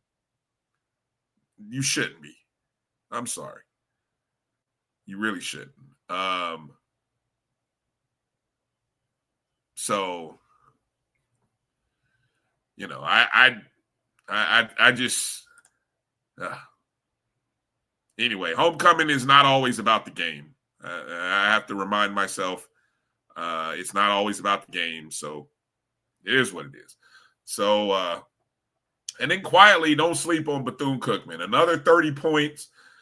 If I'm not mistaken here, let me take a look here at what Bethune is doing. I think Bethune now, this is I feel like this is the fourth. Nope. Let me see. 1, 2, 3, 4, 5, 6. For the sixth consecutive week, Bethune-Cookman has scored more than 30 points. I'm jealous. If you know, you know. Of course, 31-14 this week, 45-14 last week against Southern. They lost to Alabama State, but scored 35 points. The previous week, they scored 41 points in beating Alabama A&M. They put 35 points on Edward Waters, who, we've seen Edward Waters put points up on people in the SIC. And then, of course, it all started with the South Carolina State game, where they put up 41 points against South Carolina State in a loss on the road. But 6 consecutive weeks of scoring 30 points or more. I'm not sure anybody else has done that, guys. Somebody tell me, is anyone else scoring over 30 points a game in 6 consecutive weeks? If I go and look at the SWAC statistics here, right, in terms of maybe Alabama State. That might be the only other team.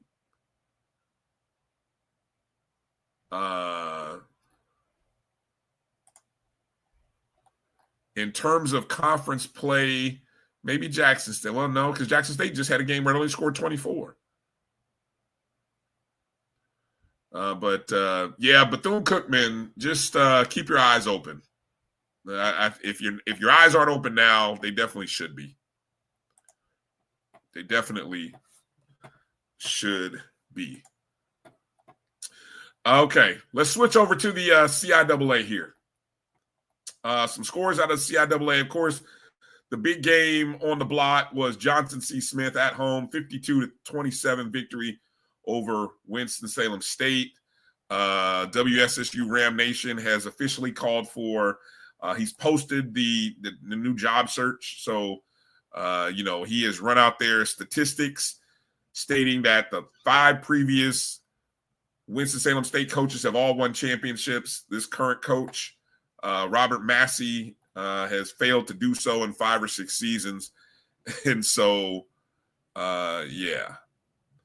But anyway, Johnson C's moves to 7-1, 5-1 after a third quarter in which they outscored Winston-Salem 21-3. Fourth quarter, you had some fireworks.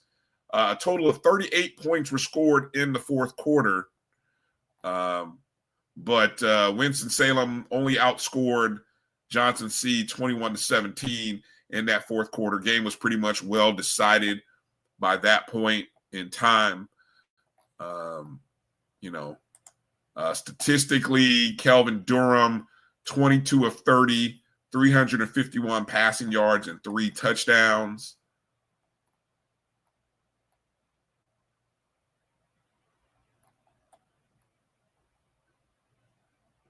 Pretty good day for Johnson C. Smith. Going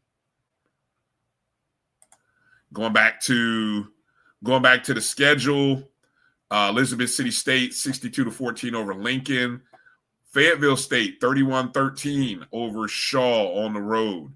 Virginia Union 24-7 at home against Bowie State. Another big day. Let's take a look at Curtis Allen, another nearly 200-yard rushing day. He ends up with 198 on 30 carries and a touchdown. As Virginia Union racks up 280 net yards. Did Maurice Flowers win Coach of the Year last year? And if he did, or did that go to Dr. Alvin Parker?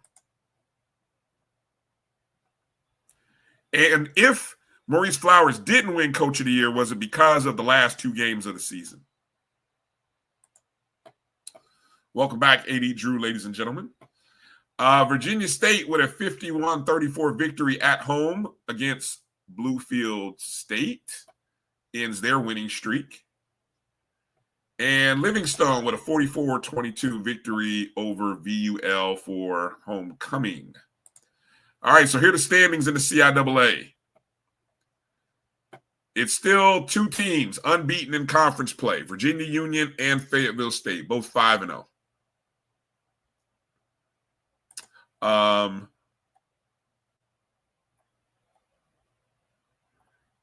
And of course, neither team plays each other. So assuming Johnson C. Smith doesn't do well, really that's the only, well, let me see. Hold on. Who's Fayetteville got? Oh, well, here you go. November 11th. What do you know, Drew, this week? The Fayetteville plays Johnson C this week. Yeah, it's an opportunity for the game of the year in the CIAA. Yeah, game of the year in the CIAA. The winner, I can't say the winner punches their ticket yet because, maybe so. Fayetteville plays Winston-Salem. I don't see them losing that game the following week. And then now Johnson C plays Livingstone. We've already seen them stumble. So Johnson C is in that similar point of where they were a year ago, right? Don't forget, a year ago, Johnson C. Smith was unbeaten, 8-0, coming into the last 2 weeks of the season and fumbled the bag. You're on mute, Drew. And so, that's what's on the line. Virginia Union, their schedule pretty much is locked in and easy. I'm pulling up their schedule. They play Bluefield State. But they still have Virginia State. Okay, you got a rivalry game, so let's not write them off just yet. But it's just like in the SIAC, Albany State still has Fort Valley. Okay, I get what you're saying. Let's not write them off just yet. Still there's an opportunity, but it's a 3-team race with only Virginia State really being an far outside shot. I mean, Virginia State would have to win their remaining games. Fayetteville State would have to lose their last 2. And then Johnson C would have to lose to Livingstone at the end of the season. Thus, Virginia State, if they beat, Virginia State they don't really control their own destiny, but they can really play some chaos in this whole thing, right? The matchup that everybody's going to have all eyes on this upcoming Saturday is Fayetteville State versus Johnson C. Smith, which is at Fayetteville State. It's a 1:00 kickoff. It's on HBCU Go TV and the Griot. So they have done a good job of kind of charting out and planning this one. So all eyes will be on Fayetteville, North Carolina, 1 o'clock in the afternoon. So I don't think there's any other, there's no real other games happening on November 1 in the CIAA that have any type of impact like that. I don't see Virginia Union losing, even though they're going on the road to Bluefield. Virginia State hosting, Livingstone hosting, Shaw. It is what it is from that point. Brian, can I answer this question? Yeah, because it's a good transition over to the SIAC. Why do I keep saying Albany State has Fort Valley? Because in a rival game, stranger things have happened. Witness last night. And we've seen, and for years, I have seen Albany State and Fort Valley where a team that's come in and has knocked the other team off and knocked them out of contention for a Eastern Division crown, but now just a playoff, a championship game. And it's not just between those two rivals. It's between any of these rivals. So that's why I mentioned those particular rival games: Virginia State, Virginia Union, Albany State, Fort Valley, Miles, Tuskegee. There's certain things that happen when strange bedfellows get together.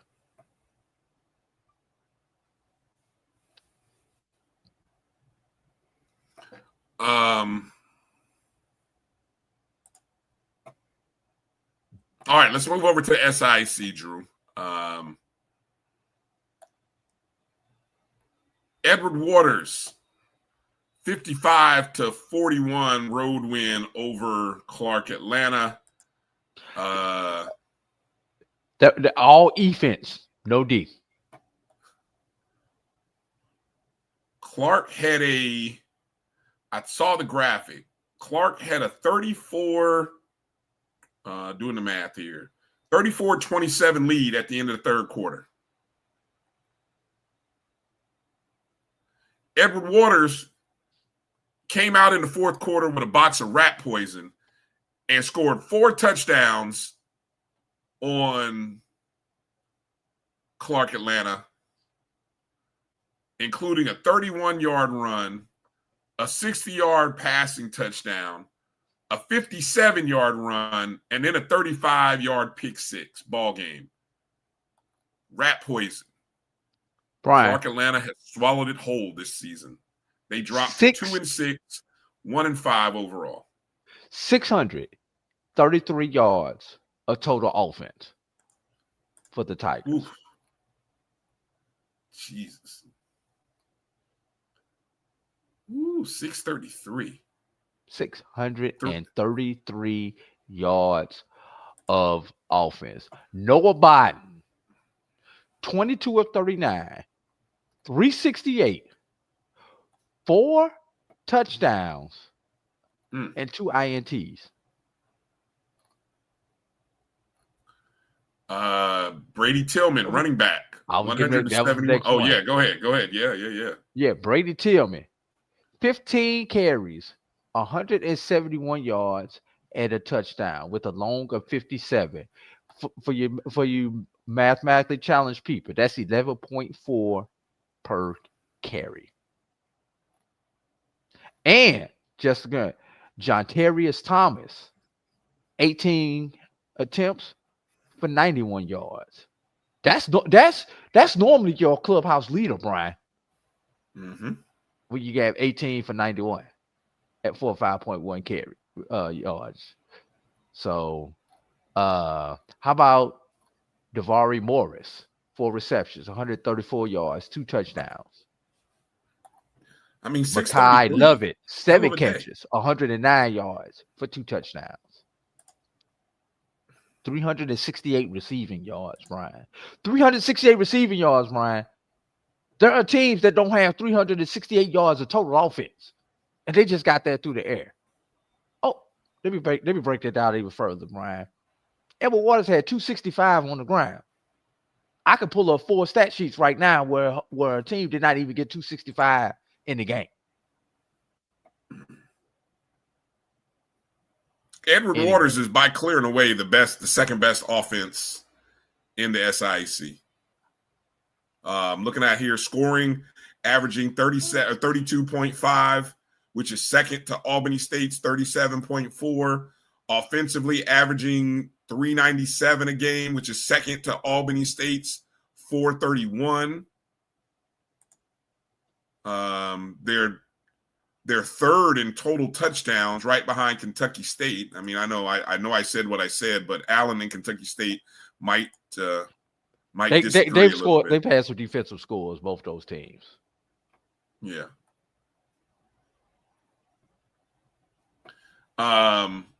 It really is fascinating here in the SIC. Okay, and then of course, while I mentioned that, and I only want to mention that because I get a kick out the whole rat poison thing. Hey, what is this? Clark? 23,462. Were they on that list? How come Clark wasn't on that list?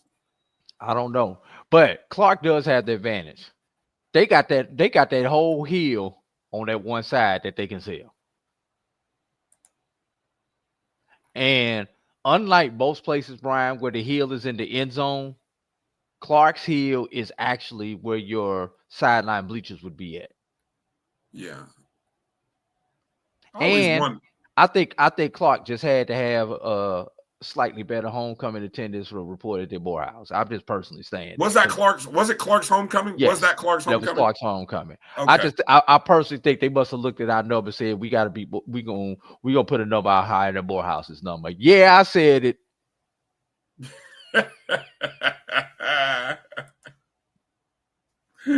I want to see the clicker. Again, from what we I want an investigation. I want a journalist to do some investigative reporting on attendance. Before I get out there talking about attendance matters, I want somebody to do some reporting. Thank you. Brian, I'm calling for an investigation. I'm calling for an investigation into attendance.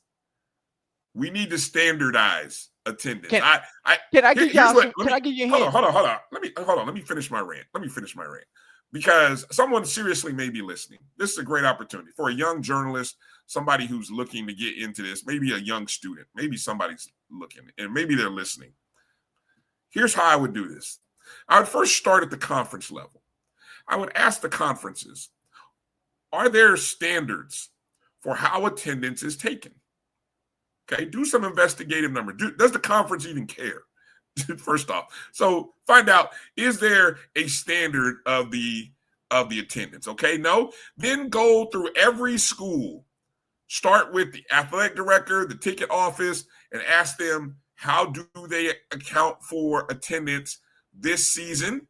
Has the policy changed from maybe last year over the last 2 or 3 seasons? Has the policy changed? Right? And then do a little side feature. Do the schools do anything differently for homecoming games? Because we've already seen, presumably, that some schools are counting anyone who gets in the vicinity to add to their attendance numbers. But anyway, Brian, here's another chapter in the book of I'm not the AD, I'm just AD. How to tell if your school is making up attendance numbers. Number one, if their attendance ends in a 5 or a 0, more than likely they made that number up. And I'm going to give you an example, Brian. You may want to close your ears, but Florida A&M's homecoming attendance, 25,550, ended in a 5 or a 0. Probably not accurate.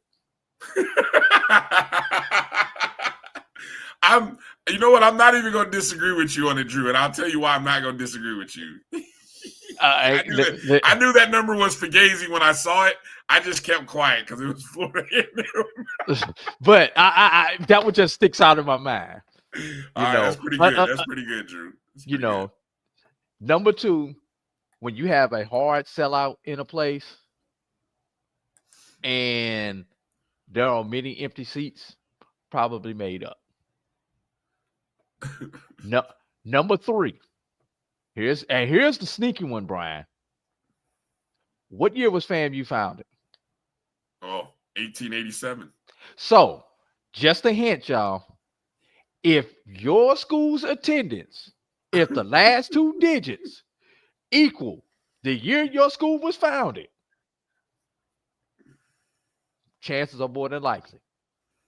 So, Brian, for example, if the FAMU's attendance is 21,687, might be made up. Why? 87 is your giveaway. There you go. Look. Just a couple things for y'all to look at. Well, here's the thing, right? That number that FAMU posted, 25, whatever, again. 25,550. The stadium, technically, that's what it used to hold. When they reconfigured it, it only holds about 21. And you remember the days when FAMU used to bring in bleachers in the north end zone, right? Right. Yeah, they turned it to the party decks or whatever now. That is the party deck. And I think I bet you the max number of people that you can get into that party deck is maybe 500 people. Right. I don't think it's that many. So I knew that 25.5 was I knew that was kind of messed up. You know what happened? I saw it. Brian, somebody Googled how many people does Bragg hold? And Google gave them the old number. You're right.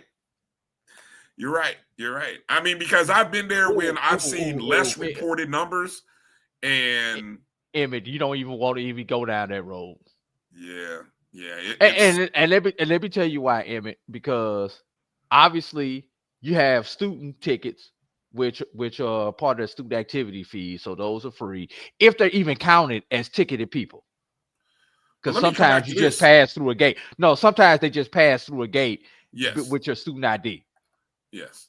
So that's one thing. Obviously, the president has their comps. The athletic director have their comps. The student athletes have their comps. The visiting student athletes have their comps. The visiting athletic director have their comps. So keep something in mind. Although you have this attendance number, say 20,000, that is not 20,000 paid. They don't report what paid attendance is. They're supposed to report butts in the seat. So don't be mistaken and think that just because they have an attendance of 20,000, if you're doing $40 per ticket, that's $800,000 that they just earned. No, sir. That is not even close. I want to know what these and whoever's doing that story that I suggested, I want them to go start with the NCAA laws or standards on how attendance is taken.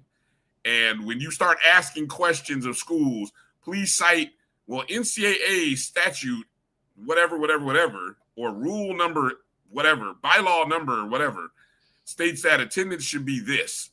How does your school adhere to these standards? Yeah, please. Again, I have to, you know what? We need to go find it. Next week, Drew, we need to pull up. Good, right about that. Yeah, we need to pull up the NCAA rules on reporting tickets, Drew. We need to reporting attendance. We need to pull that up directly out the book. Yeah. Let's finish with the SIC here, real quick. And then let's get to the ranking. Yeah, Albany State, of course, big game, 31-3 over Benedict. Benedict was unbeaten at home hosting Albany State. Did not matter as Isaiah Knowles returned to the field. Who was that? Isaiah Knowles. And who did I tell you if they were played that Albany State would win? Yeah. Okay. He was 22 of 37, 294, 3 touchdowns, and an INT. Had a good game. They also had a rushing touchdown. As a team, they rushed for just under 200 yards. But Defensively, they forced Darius Ocean, maybe in one of his worst games of the season, 9 of 31. He had 2 interceptions. They limited the Benedict rushing attack to just 63 yards. And Benedict had been the best defense. Look, these were the top 2 defenses in the league up to this game. But the problem was, Brian, Benedict's offense has not been one of the top offenses. Exactly. That's what I was going to say. Exactly what I was going to say. That defense, Benedict's defense has generated points in previous games. It did not generate any points in this game. All right. I think, did they get a safety? No. Wrong game I'm thinking about. Wrong game, 31-3. Okay, so here are the standings as of right now in the SIC. Albany State, unbeaten, 6-0, 7-1 overall. Benedict in second place, 6-1. They only have one more conference game on the schedule. They are 7-1 overall as well. Kentucky State, 5-1 in conference play. They played one less game than Benedict, but 6-2 overall. Kentucky State has played Albany State, second game of the season. They lost 21-49. They do not play Benedict. Upcoming games for Kentucky State are against Clark and Lane. They will be favored to win both of those games by large margins. Playoff scenarios. No. Tiebreaker. No? Oh, tie-breaking scenarios. All right, let's go through them. This is SIC tie-breaking scenarios. Yes. So head-to-head competition between the 2 tied teams. So let's just presume that Kentucky State and Benedict finish 7-1. Benedict's final regular season game is against Savannah State, which I don't know. You saw Savannah State. Is Savannah State going to put up a fight? They'll put up a fight, but they don't have, their offense is not the best. It's going to be a low-scoring game because neither one of these teams have great offenses, but they both have good defenses. All right. Number 2, win percentage versus all common opponents. Oh, Jesus. That's going to be the same. It is? Okay. You've done because both teams are going to finish 7-1. That means neither team has lost to whoever the common opponent is, they beat them. Okay. Because the only loss both of their only loss would be to Albany State. All right. Number 3, head-to-head results versus common opponents based on their order of SIAC finish. Oh, Jesus. And proceeding through other common opponents based upon their descending order finish. What the hell? What does this mean, Drew, in layman's terms?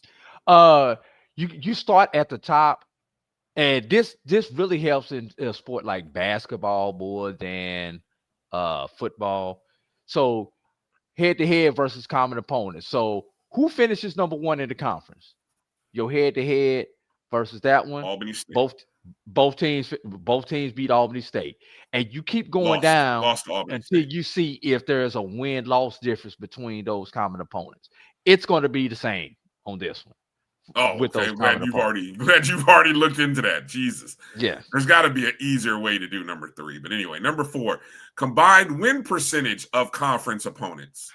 That's where we're probably going to get it. But there's a chance that could wind up being tied. And I've got this, and this is courtesy of Kendrick, D2 football guy.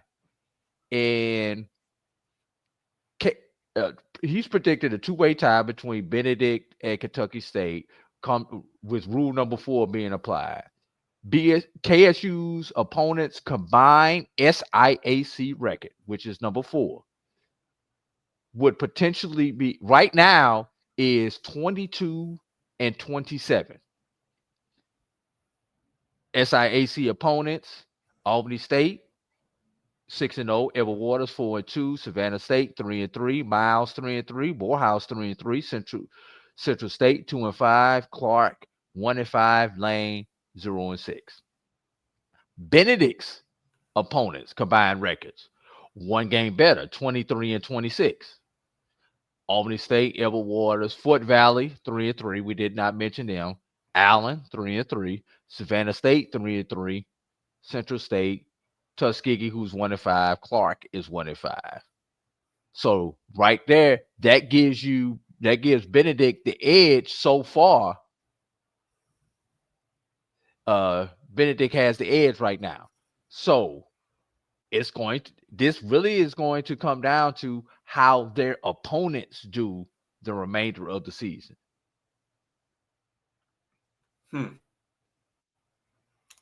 Okay. So right now, Benedict has. Do you think it ends at 4? I hope it ends at 4. When number 5 talks about NCAA regional rankings, when does that start? They should. I don't know if they come out this Monday or next week. But you remember the first regional ranking, it just lists the 10 teams. It doesn't give you the numbers.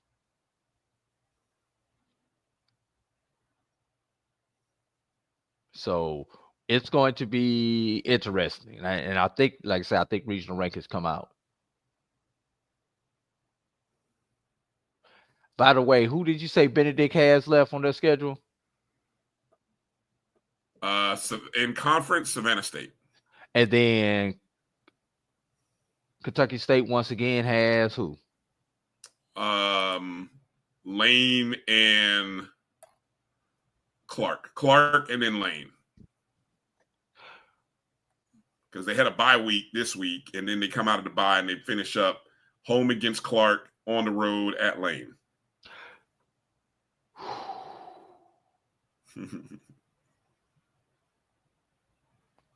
Yeah, it's thank God I'm not the nerd in the office having to figure this one out.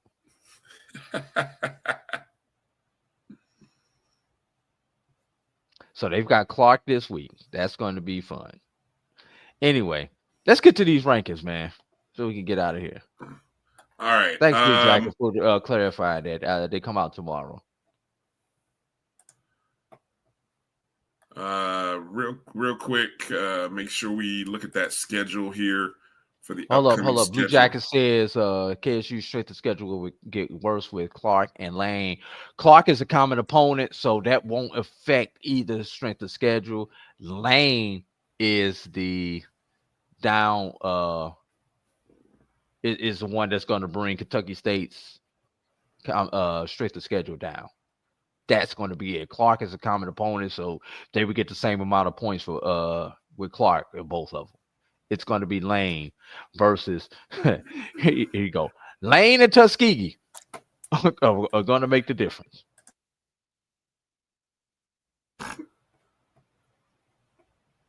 All right. This upcoming weekend, I don't know, your highlight game in the SIC.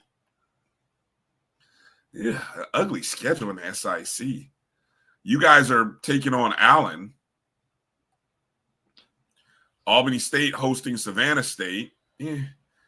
Edward Waters likes to put up points, so they'll probably do that against Central State. Kentucky State, the way Clark Atlanta is giving up points, they're giving up points like well, let me not say it. But anyway, Kentucky State should score a lot of points against Clark.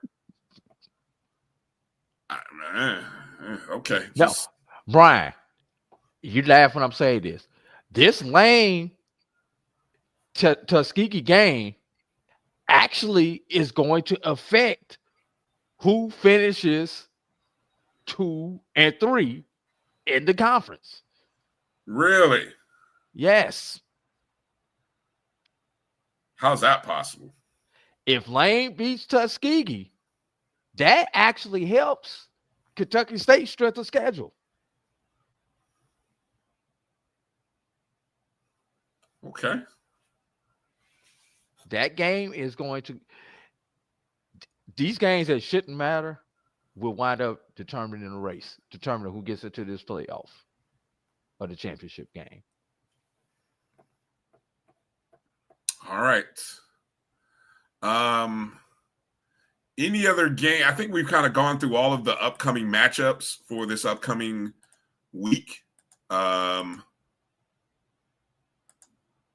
Okay, let's go to our top 5 rankings, Drew. Our BCSN top 5 rankings. Again, these are computer generated rankings. Hold on. Before we do these, can we put up Cavill's rankings first? Can we do that first? I want to see Doc's rankings. We talked about the poll rankings, poll humans versus computers. Did we get to the final poll? Yeah. Before I know that's one thing. Okay, so before you show that, Drew, let's reveal who we personally voted for. Let's get the D2 out the way because we don't have his D2 poll. So let's talk about our D2 poll. Then we go to the. I got you. All right, yeah. All right. I just want. Well, hold on. Let me go back. The reason why I wanted to do it all together because I like to clip all this in one nice little bundle, and it makes it easy when we're clipping if we're just talking about everything all at once.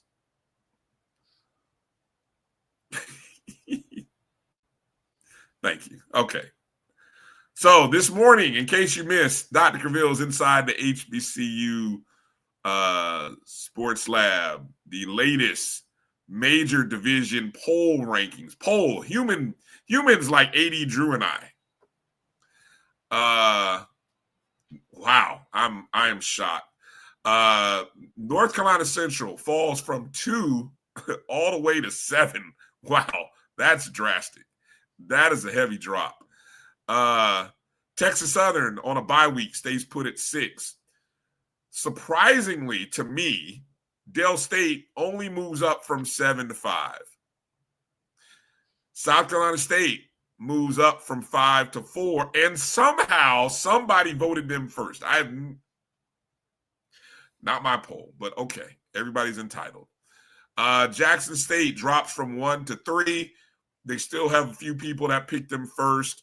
I can understand that given the fact of what happened. You could chalk it up to the injury of losing your quarterback, and you still lost by a field goal. But, when I try to break it down by saying you lose by a field goal, people jump all over me. But anyway, I'm it is what it is. So, some people want it one way and then you want it another. But okay. This is the most shocking thing to me right here. Prairie View moves up from 4 to 2, but somehow, Drew, a team that had no first place votes a week ago, none, picked up 4 votes after only scoring 38 points in a shortened game against Lincoln, California. You have got to be freaking kidding me. I have no idea how that happens. I'm floored. Was there any truth to the fact that Mike Washington was voting? Did he vote Prairie View in first place? Did he say it? What did he do? He probably did, but Brian, he wasn't the only one who voted Prairie View first place. Okay, obviously, 4 people voted. And if you would have saw it this morning, I was one of those Prairie View voters. Are you okay? So let's stop. Okay, and then number 1, the new number 1 for the first time since. I don't know what Doc said. Jackson State had been number 1 for some ungodly period of time, like multiple weeks, double-digit weeks. They move up from 3 to 1, 5 first place votes. All right. So, Drew, you are one of the 4 people who voted Prairie View number 1. Please explain. And again, voters, everybody has an explanation and a reason. I'm not going to say whether you're right or wrong. I'm going to choose to either laugh at you or say, okay, I get it. But go ahead, Drew. Why did you pick Prairie View number 1? And this is a tough one. And I'm glad you put that. I'm glad you asked me the question, Edwin. I asked it. I did it this morning, and I'll do it again. Obviously, with Jackson State losing, we had to have a new number 1. I sat there, thought about it, and both of these teams are even. But there is only one of those 2 teams right now, Brian, that is in first place in its division and or conference of those 2 teams that I'm considering. That was Prairie View. So that was the determining factor. 4-0 versus 3-1 is why I gave Prairie View the edge. That's simple. Everything else was even. That was my reason for giving Prairie View the number one. And now don't get me wrong. I was very impressed by Alabama State's butt whipping BTA over Alabama A&M. But undefeated in the SWAC through 4 games, first place in your division. That's why you're number one. Now, do you drop Jackson State to number 2 and move Alabama State to number 3? Because Jackson State does have the head-to-head over Alabama State. But in a week-to-week poll, Brian, record tied, despite the head-to-head, Alabama State won last week. Jackson State lost. Alabama State's 2. Jackson State is 3. Now, number 4, Delaware State. You beat the then number 2 team in the poll. I gotta bump you to number 4. It's just that simple. I can't put you higher than the previous number 1 because you were down at number 7. And I definitely can't move you ahead of Alabama State or Prairie View. So I'll put you there. I'll put you at 4. The previous number 2 team lost to another ranked team who was then number 7. I moved them to 5. Texas Southern. No one else outside of Delaware State moved up, but no one moved you out of your spot. So I leave you at 6, Texas Southern, which gives me South Carolina State by default in the number 7 spot. That is how I voted. That is what I submitted. Okay. Here was my them boys. What? ASU won, Jackson State lost. I said that earlier. I just said that. You talk about they had the exact same records with the head-to-head. Maybe next week, I may flip them. But in this week-to-week poll, the fact that you won yesterday and the other team lost yesterday, I have to go with the winner. I want winners, Brian. Okay, look, I think here's what I think. When I hear people talk about this whole week to week thing, yes, it's week to week, but you know what? We're also talking about, I don't think you can look week to week and not take into consideration maybe 1 or 2 weeks prior as if it never existed. You can't look week to week and then not think about the whole season. Because the way I look at the poll at this week, Drew, and say, if the season ended today,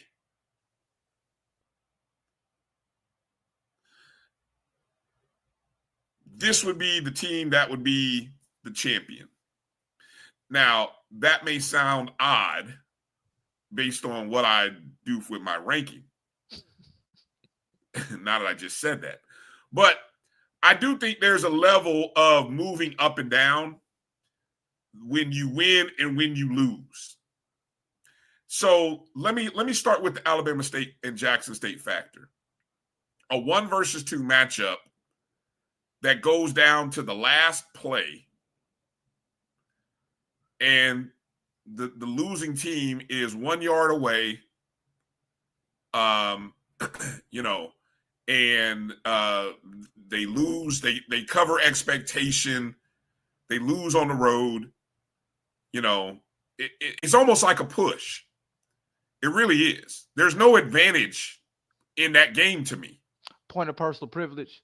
I've kept Alabama State at number 2 in my poll this whole time. But anyway. The furthest I dropped Alabama State after that was to 3. Following the loss, I moved them to 3, and I had moved North Carolina. I've been saying from the last 3-4 weeks that there are 3 elite teams.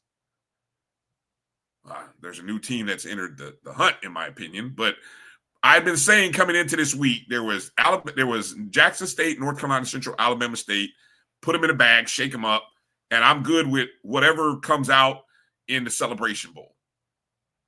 Right? Because I think those are the three best teams that have been playing up to the first 7-8 weeks of the season. Right? Okay. So in my rankings, I moved Alabama State to 1. Okay. I moved them up because the number 1 and 2 teams lost. Makes sense. And they lost, and they lost in close. Well, not all of them lost in close fashion, but they lost against relatively good opponents. But I want to say this. Well, hold on. Let me finish. And Alabama State's win in a neutral rival game was so freaking dominant. To me, it was like, oh, we got an opportunity, and obviously the games didn't occur in this order, but they just dominated in such a way that I could not ignore Alabama State as saying, you know what, you are as good as Jackson State, and if that game had been played 10 times, whether it be home versus home or neutral site, I bet it would have finished 5-5. 5 times Jackson State would have won, 5 times Alabama State would have won. You know? So, again, that's why I put Alabama State 1. I moved Jackson State. I'm looking at it now. I moved Jackson State down to 3. Because they lost the game by a field goal without their starting quarterback. After they took the lead, came back, took the lead with a backup, the third string guy. I mean, that was impressive to me. Now, number 2, that may shock some people. I had Delaware State at number 2. I moved Delaware State from, let's see, where they were. They were 6th on my poll the week before because I hadn't seen them play anybody of the standard of the top 4 or 5 teams. They beat the number 2 team in my rankings, and I thought that their performance was better than the 2 teams that I had ranked above them, which were Prairie View and South Carolina State. So, and I moved, because of that, I moved North Carolina Central down to 4 because I still believe North Carolina Central, again, now I have 4 teams in the bag, Drew. Alabama State, Jackson State, Delaware State, North Carolina Central. You shake them up, and I think whatever comes out are those are the 4 best teams now in Black college football. Prairie View, I did not move from 5. Now, you may say, why? Well, I can't judge Prairie View off anything they did against Lincoln, California. I'm not going to penalize them.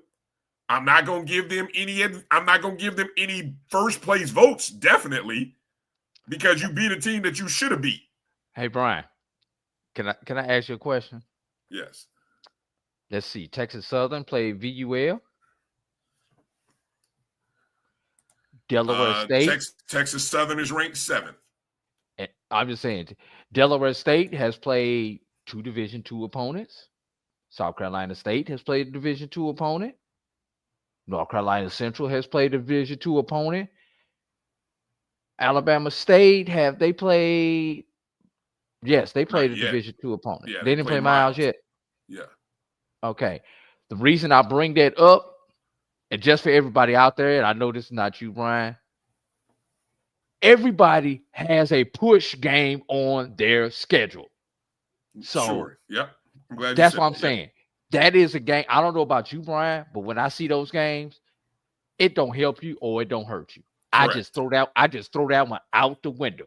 Correct. But everybody on this top 7 has at least one of those games at some point in time this season. It just happened Prairie Views was Saturday. So let that one go, everybody. So that was my 5. I'm seeing this, and Emmett's saying, how do I have Delaware State ahead of South Carolina State? Statistically, I've seen what Delaware State has done. I've seen it. South Carolina State they have not done consistently, even in a loss, they haven't done consistently what Delaware State has done. I mean, Delaware State, even when they lose, they still put up 30 points and ran for like 400 yards and probably had 500 yards of total offense. The problem was their defense couldn't stop the other team in those 3 losses. But go look at what Delaware State did in those games. Outside of I think even the first game of the year was against Delaware. They played a decent game against Delaware, but they've had 2 other games they could have easily had victories in, Brian. It doesn't matter. They could very well be 7-1. That means absolutely nothing this season. That was last year's glory. This team is not last year. I mean, come on now, you know that.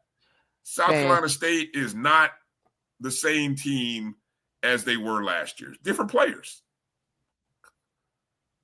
Different quarterback, different defenders, different coach. I mean, the only thing that's the same is the head coach. Yeah. Let's get to the computers. Let's see what the computer says. All right.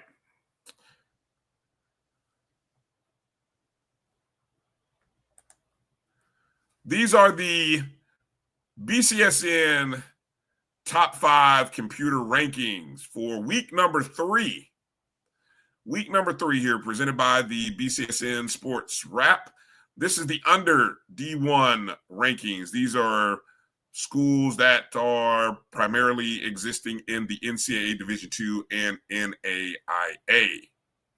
All right, in the hunt, essentially, this would be outside of the top 5, so we're talking 6, 7, and 8. Edward Waters with 564.2 points. Fayetteville State, 544.2, and Virginia State, 521.5. Personal privilege, I'm surprised Fayetteville State still. Again, Fayetteville State's unbeaten in conference play. Their overall record, remember, they lost 2 or 3 non-conference games. And 3. That is 3 non-conference games, but they're unbeaten in conference play. So, that's kind of why they're still sitting on the outside, I think. All right, here we go. Number 5, Johnson C. Smith, 571.7 points. Johnson C. Smith is 7-1 overall, 6-1. And here they go. Last 2 weeks of the season, similar spot as they were a year ago. Can Johnson C. Smith finish the deal? Number 4, Kentucky State. Ooh, interesting. 599.3 points. The Thoroughbreds have a great opportunity here to get to the SIC championship if they handle business in their final 2 weeks of the season. Number 3, Benedict, previously number 1, falls 2 spots after their loss to Albany State, but they have 728 points. That's a big gap between Benedict and Kentucky State. Both Benedict and Kentucky State have 1 loss in conference play, and it'll be interesting to see how it plays out in the last 2 weeks to see who will get a shot in the SIC championship game. Number 2,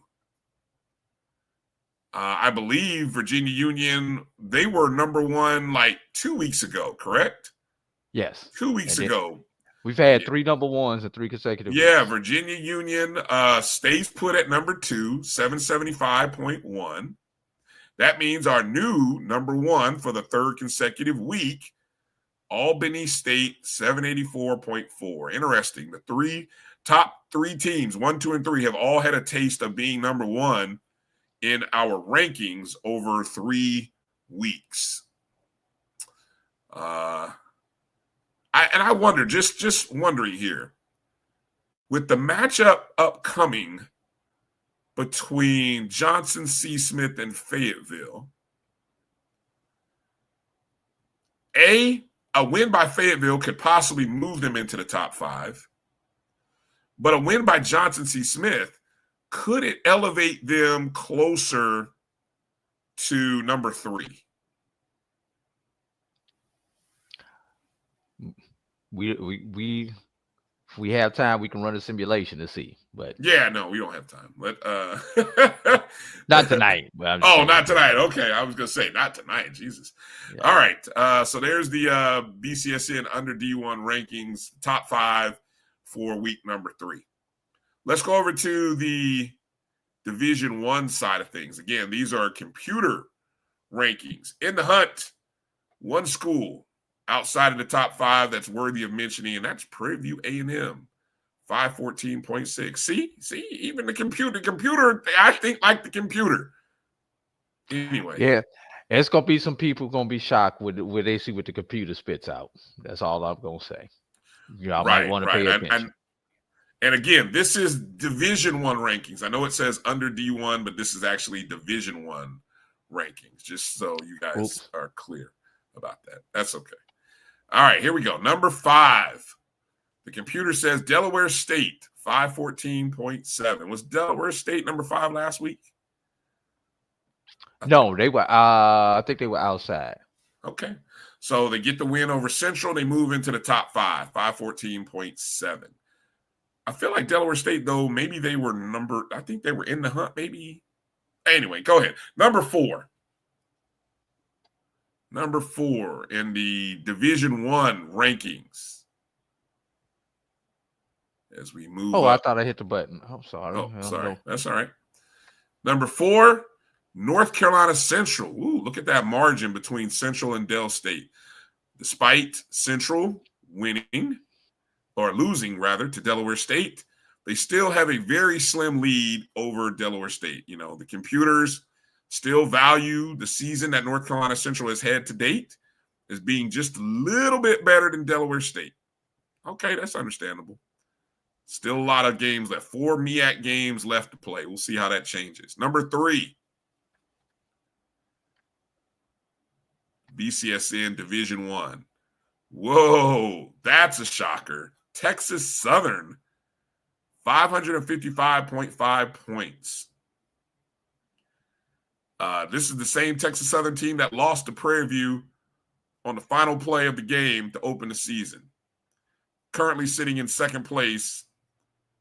Wow, I don't understand that. Maybe the computers will, trust me, there's still 5 weeks left, 5 to 6 weeks left in the season. But that is interesting. Number 2. Will there be a change? No. Whoa. Look at the numbers. 2 points ahead of Texas Southern is Alabama State, 557.5. That means number 1 is still Jackson State, 595.8. Wow. The computers love Jackson State. The computer loves Jackson State. I can't say it any other way. They love Jackson State more than the pollsters. They love Jackson State more than Jackson State love Jackson State. No, nobody loves Jackson State more than Jackson State. You can cancel that. Well, you know, Emmett, look, Emmett says, I don't agree. Look, you may not agree, but that's what the formula and the computer rankings say. It is what it is, you know.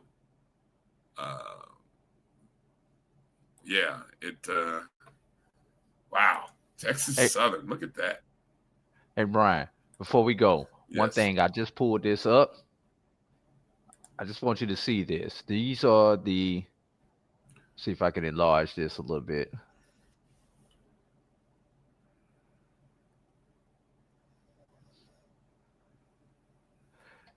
These are the top projected Division II rankings. Wow. Kentucky State, number 2 over Albany State and Benedict? Yes. Wow. That's projections right now. And again, notice that the conferences, there's only 4 conferences that make up the region. There's 4 at-large bids. It's conceivable, Drew. Wait a minute, you're shaking your head. Let me finish. I wanted to say it's conceivable that the SIC could get 3 teams into the playoffs, maybe 3, 4. not 4. You don't think it's possible that 4 could get in? 3 at-larges. You don't think 3 at-larges? Look at it right now. Right. Here's your problem with team number 4, that being Edward Waters, which Correct. is Edward Waters would be 1, 2, 3, 4, 5, 6, 7. They're number 8 right now. They're number 8 right now. Here's the problem: Conference Carolinas, which you see down there, UNC Pembroke, bid. Yep. They get an automatic, so they're gonna bump number 7. Correct. And no, Newberry. that's right. I'm sorry. They went to 8 this year. You get all 8. There is no bye this year. So yeah, and right also now, looking at it, they bump Edward Waters. Well, that's as of today. Right. If the playoffs were today, Edward Waters would get bumped by UNC Pembroke as the top team out of the Coastal Carolinas. Yes. That's the best way of saying it. Right. So there's still time. Yeah, there's still time for Edward Waters to make a move now. Right. But what they have to do is hope that either Delta State or Newberry fall below them, meaning if they pick up a loss, probably is how that would have to happen. Here's what's interesting about this. Delta State and Kentucky State were supposed to play this year. Oh, were they? In week 11. What happened? That game has been canceled. Wow. Who canceled it? Don't know who. I think Kentucky State may have canceled it because they were looking to, they've got a realistic chance of making the SIC championship game.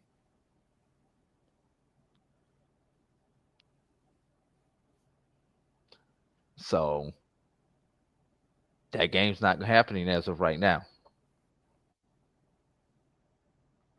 Huh.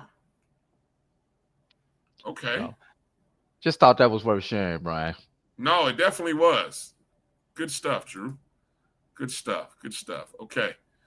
Well, that's going to do it for tonight's show. We're getting a little bit closer to basketball season.